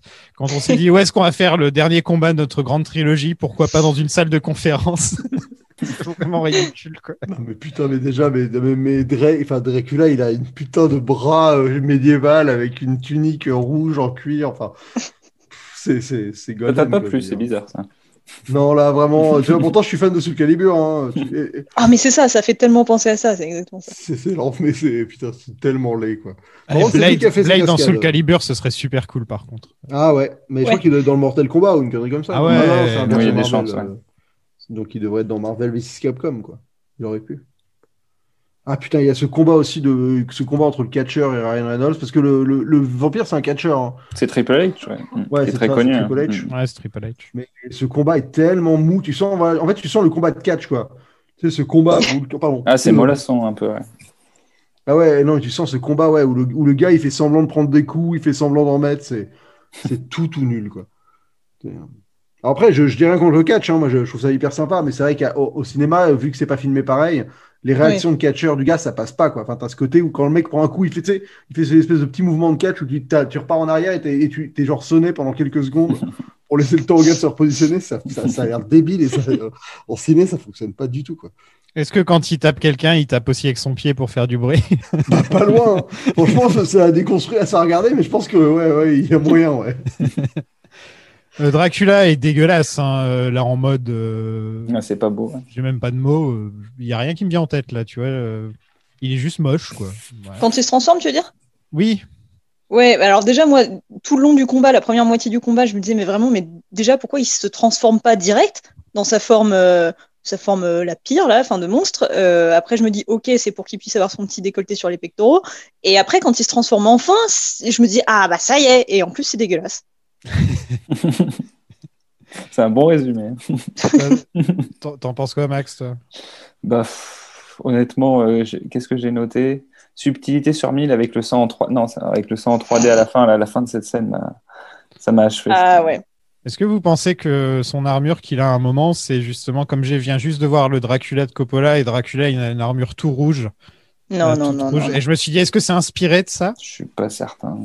Ça me ferait mal au cul. Hein. Judith qui est là. Non. Non, c'est pas possible. Non. Franchement, je vais quitter cette conversation. Non, mais il y a quand même une similitude. Je veux dire, il y a clairement un. Ouais, il y a un truc. Le design un peu muscle là. Ouais, tu sens une forme d'inspiration en tout cas, quoi. Ouais. C'est vrai qu'il Mais, il est spécial, hein, le costume de Dracula dans cette scène au début. Là. Mais à la limite, On au dirait moins, un Génial. muscle. On dirait un muscle en fait. Mais c'est ça qui est ouf, Ouais, mais ouais. voilà. On dirait que c'est un muscle son truc. C'est une armure décorchée, là. Moi, je trouve Ouais. ça magnifique, ouais. C'est Ouais. sublime. mais pour le coup, dans le film, c'est pas le pire design, hein. Franchement, c'est plutôt. Bon, moi, ça me fait kiffer qu'il garde son pantalon en cuir. Ça, je trouve ça assez magnifique. Mais franchement, le design de Dracula, au moins, il a un peu. Il a un truc, quoi. Le reste du film est tellement plat et nul que. Oui, mais comme tu disais, en fait, le truc, c'est que ça fonctionnait la première fois qu'on le voit quand il est dans la pénombre, voilà. Mais là, en pleine lumière, avec les effets dans toute leur splendeur, c'est un peu dur. Ouais, J'ai l'impression de voir un méchant dans Buffy en fait. Ah, bah oui, je te le confirme. On dirait Ouais. les hommes. Ça les serait moins hommes, choquant, en tout cas. les hommes qui nagent là, dans la saison 2. Là. Ouais, mais même il y a des sortes de.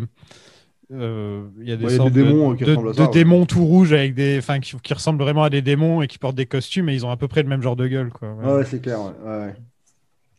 Et donc Jessica Biel et Blade. D'ailleurs, c'est quoi le nom de son personnage, Jessica c'est Biel la Abby, fille de Abby, Wester. je crois. Ah oui, ok. Abigail, ouais. Abigail. Je l'ai appelé Jessica Biel pendant tout le truc.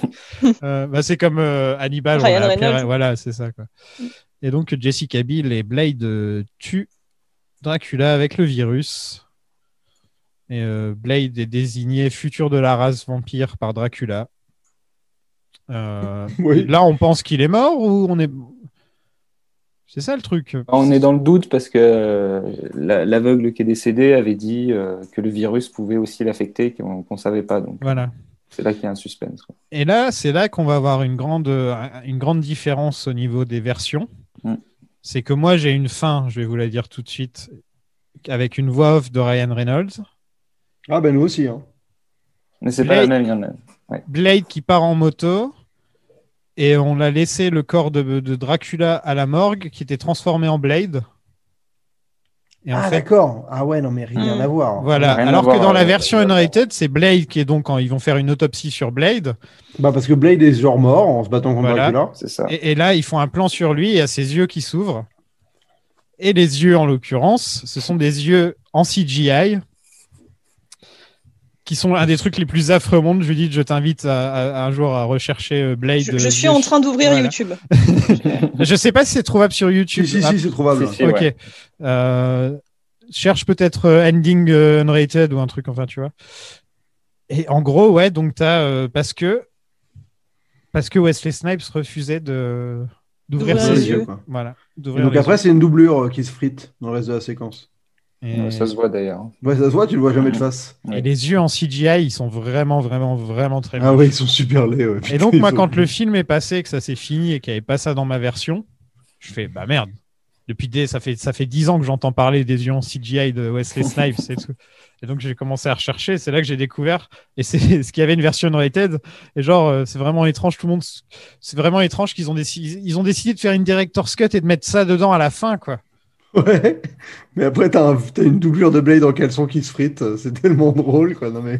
C'est hallucinant de se dire, ils ont refait le film et ils se sont dit, ah, ce serait bien si on ajoutait une scène où Blade il ouvre les yeux en CGI. Et après, il casse la gueule à des gens à l'hôpital et tu sais pas pourquoi. Hein. Exactement. Genre, tu sais, ça finit sur une infirmière qui le regarde apeuré et c'est fini, quoi. Ils auraient pu finir sur les yeux qui s'ouvrent. Hein, voilà. Ouais, mais non, il y a une petite scène de combat après. Enfin, non, il y a une scène post-générique, parce qu'on vous l'a teasé, on va quand même... Ouais, je veux la connaître, là. Ouais, mais bon, parlons des yeux en CGI, quoi. Est-ce que c'est le pire truc avec la moustache d'Henry Cavill En vrai, pour l'avoir devant les yeux, là, c'est pas si choquant que ça, c'est juste que c'est grotesque quand tu sais que ça l'est, quoi. Mais je veux dire, c'est pas du niveau de la moustache. Il y a moins ce côté Uncanny Valley que la moustache. Ah là, ils lui ont collé des yeux sur les paupières quand même. Ça fait vraiment. Ouais, mais j'avoue que tu peux te faire un berner, quoi. Moi, j'ai trouvé... Je me rappelle quand je l'ai découvert là, j'ai eu un sentiment d'étrangeté, mais c'était moins violent que la moustache, quoi. Bah, ça dure pas longtemps en même temps. Non, c'est ça, c'est que ça dure Alors un que plan la et moustache, quelques on le secondes. voit tout le temps, quoi. Tu vois, c'est... Ouais. Des C'est gros drôle plans. de Dès le dire début du film, on fait un gros plan sur la tête d'Henry Cavill, quoi. Donc, parlons de la scène post-credits, Alors, la scène qui est post-crédit. super. Parce Qu'est-ce que qui se passe? on voit Blade qui rentre donc dans le QG et il y a Samuel Jackson qui est là, il se retourne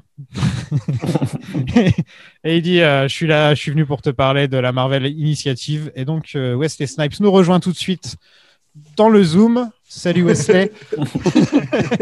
Imagine comment ce serait super cool, mine de rien. Ah là, j'avoue, ça Alors là, si un Après jour avoir traité de diva. j'aimerais trop vous faire une surprise comme ça un jour, tu vois. Dans la scène post-crédit, c'est juste Blade qui conduit une moto. Non, une voiture. Ouais, une voiture, Ouais, une voiture, ouais, ouais, c'est c'est juste tout. Blade qui conduit une voiture et c'est fini, c'est tout. Sérieux. Ouais, voilà. Qu'est-ce que vous avez pensé de ce petit Blade Trinity? On va C'est commencer long. avec Judith. Est-ce que vraiment il y a besoin Euh, Trouve Non, mais des écoute, mots. moi, non, mais je reviens un peu sur ce que je disais au début. De tout ce que j'avais entendu dire sur ce film, je m'attendais malgré tout à pire. Après, mais parce que voilà, j'avais déjà trouvé le deuxième assez risible, même si j'admets qu'il est quand même fait avec un peu plus de savoir-faire. Voilà, il y a des scènes, il y a des scènes ridicules. En fait, il est vraiment ponctué de moments de ridicule qui mettent mal à l'aise, mais en même temps, du coup, moi j'ai rigolé. Hein, je peux pas dire, voilà, deuxième moitié du premier film, j'avais rigolé. Deuxième film, j'ai rigolé. Mais je m'étais un peu plus emmerdée. Et là, bah, pour le coup, j'ai vraiment rigolé de A à Z. Aux dépens du film, certes, mais est-ce que j'ai passé un mauvais moment? Ben, pas tellement, en fait.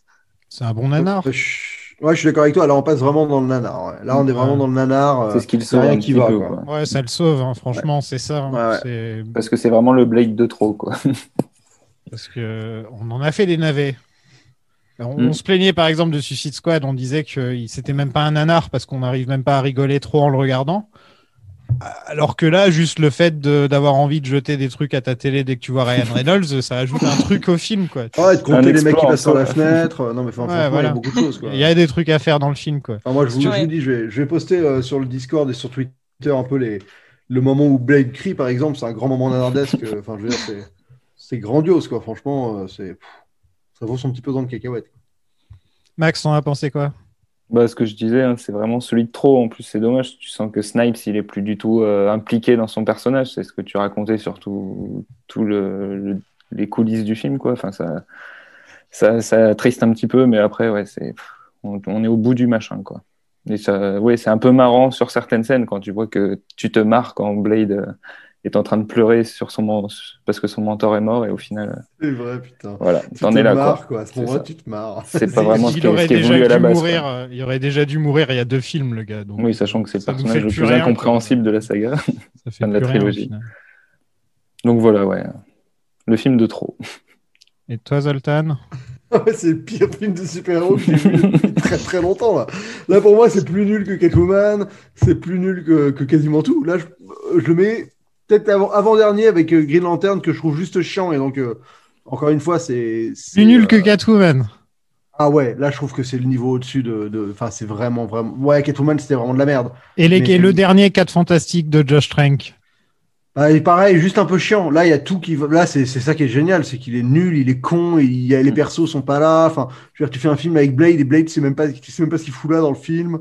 Enfin, je veux dire, c'est un échec sur toute la ligne. Le méchant, c'est un des pires méchants que j'ai vu de ma vie, incarné par une espèce de serpillière qui a torse nu tout le film, qui passe par les fenêtres. Non, mais c'est génialissimement naze, quoi. Donc là, on est dans le top 3 des pires trucs, c'est sûr, quoi. Et Ryan Reynolds, là, il fait une performance. Je comprends même pas comment il a pu devenir quelqu'un après ce film, quoi.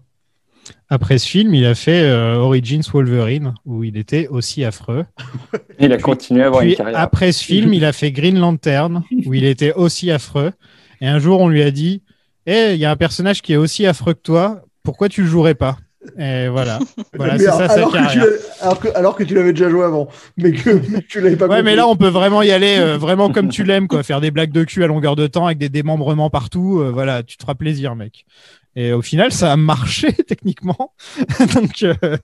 donc, respect pour ça. Blade Trinity, je le classe tout en bas, bien sûr, mais aussi, il m'a fait rire. Et devant, j'étais pas.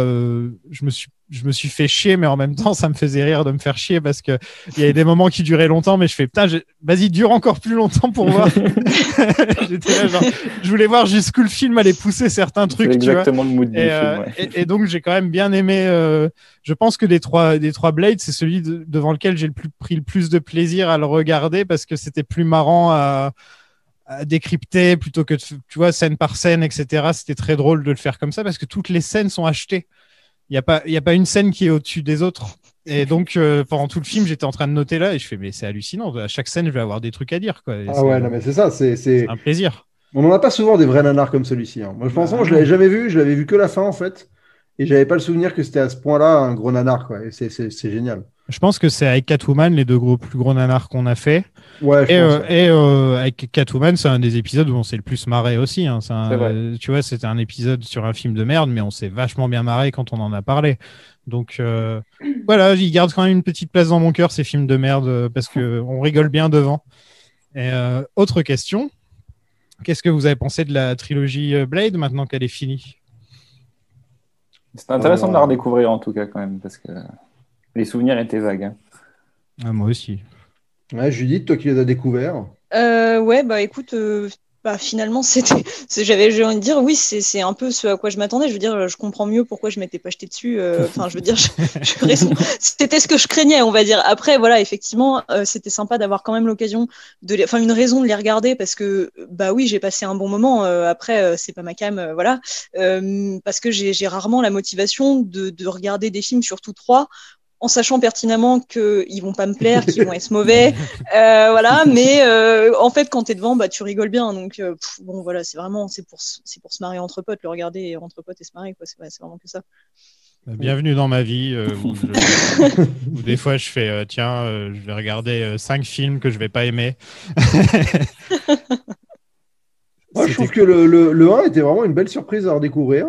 Ouais, le 1, moi aussi, le 1, m'a laissé une plutôt. Bon, le troisième acte est vraiment à chier. Hein. Ça, il y a deux moitiés dans ce film. Non, mais l'univers fonctionne, quoi. Il y a un côté sérieux, mature. Ouais, et Snipes, il est vraiment bien dedans, et Whistler aussi. Enfin, toute l'histoire est vachement prenante. Alors que le 2 souffre d'une histoire moins prenante, mais de meilleures scènes d'action. Et on aurait pu espérer que le 3 soit le meilleur des mondes, mais au final, c'est allé dans les excès total. Donc pour moi, c'est une trilogie avec un bon film et demi. Et, ouais, c'est ça. On va dire 2-3 quarts de film correct. Et je dis bon, hein, je dis bon, je dis pas très bon. Hein, tu vois, c'est vraiment, faut quand même le dire. Quoi. C'est pas. C'était raisonnable. Il y en a aucun où je me suis dit c'était quand même une. C'était quand même quelque chose, Blade. Hein, tu vois. Je me suis jamais dit ça en regardant les films, quoi. Ouais, non, c'est clair. Alors, on n'a pas mentionné dans le film, il y a quand même un exemplaire du premier comics dans lequel il est apparu, là, The Tomb of Dracula. Ce qui fait qu'en fait, Blade a été finalement le premier film à introduire les comics en tant qu'élément méta, bien avant Logan.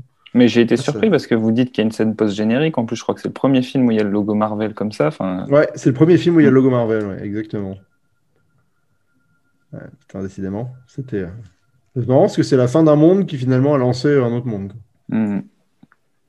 Et donc, la trilogie Zoltan en général Bah non, mais c'est ça. Je trouve qu'il y a quand même une proposition d'univers. Il y a un côté mature qui est assez bien fait. Enfin, je ne prends pas le troisième, il est totalement foireux, mais dans les deux premiers, il y a un univers, une maturité, une envie de faire quelque chose de moins consensuel et d'être respectueux du mythe vampirique.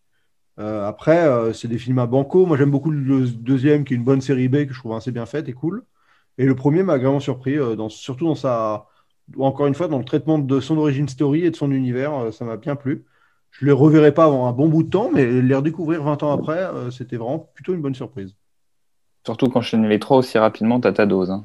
Ah ouais. Le 3, heureusement qu'il est nanardesque, quoi. C'est que là, il est magnifique, quoi. Ouais, c'est limite si j'avais pas dit on fait les Blades pour que je puisse faire Blade Trinity, à vrai dire. Bah, je sais, vu que tu gardes Ghost, comment il s'appelle, Nicolas Cage en roulis. Ghost Rider. Ghost Rider, après, c'est qu'on va repartir dans n'importe nawak. Sur Patreon, on a sorti un petit hors-série sur Avengers versus Justice League et c'était plutôt sympa à faire. Ouais.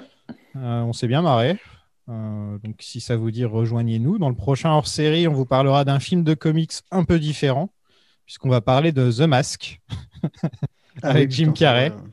Et voilà. N'oubliez pas de nous suivre sur Twitter et Facebook. Rejoignez-nous sur Discord. Merci à Judith oui, merci. De nous avoir accompagnés. J'en profite juste, excuse-moi, pour placer une mini-pub. C'est juste que pour préparer le podcast, pardon, j'ai regardé la vidéo de Az l'épouvantail sur la carrière de Wesley Snipes dans le cinéma d'horreur, et ça porte essentiellement sur Blade. Il parle beaucoup des difficultés de production de Blade 3, et du coup, j'ai trouvé ça hyper intéressant. Donc, si jamais des gens nous écoutent et ont envie d'en savoir plus, sa vidéo est très complète. Ah ouais, de toute façon, allez voir la chaîne de Az. C'est Oui. quand même un des meilleurs youtubeurs cinéma. Il est spécialisé dans l'horreur, mais c'est vraiment extraordinaire ce qu'il fait. Ouais.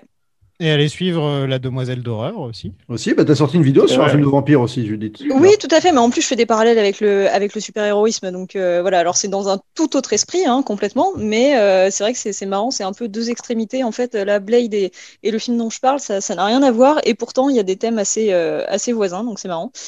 C'était quel film, l'histoire? Parce que je me souviens plus du titre du film. Ça s'appelle A Girl Walks Home Alone at Night, et donc c'est un film de Anna Lilia Mirpour, qui est une réalisatrice américaine mais d'origine iranienne, et donc le film est en langue persane et se passe en Iran. Mais voilà, c'est quand même une histoire de vampire, et il est passionnant, il est extrêmement poétique, donc rien à voir avec Blade, mais ça parle aussi de super-héroïsme et de vampire.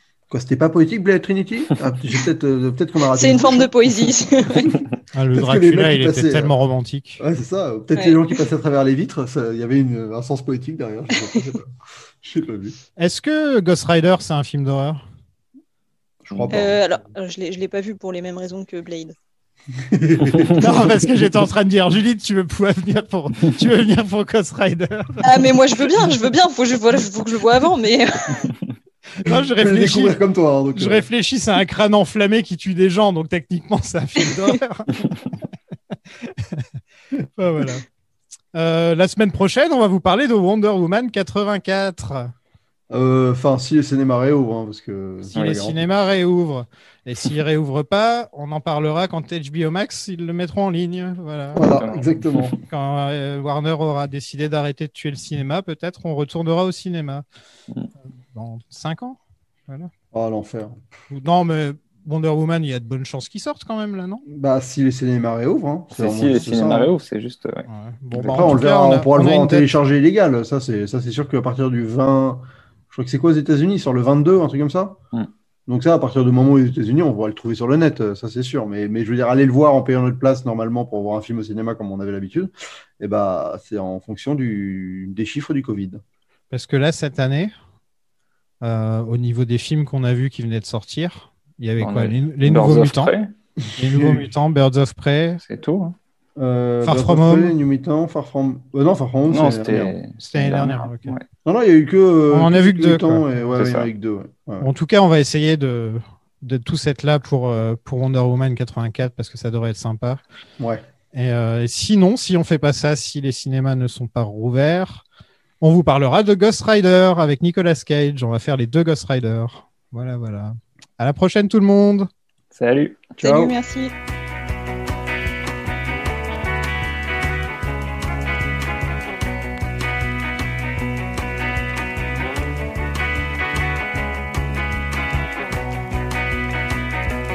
White on white, translucent black capes, back on the rack.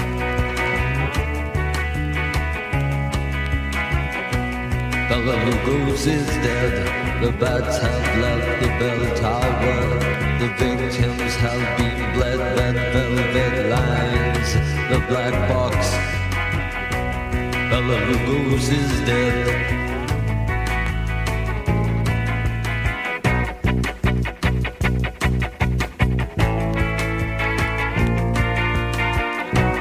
Bela Lugos is dead.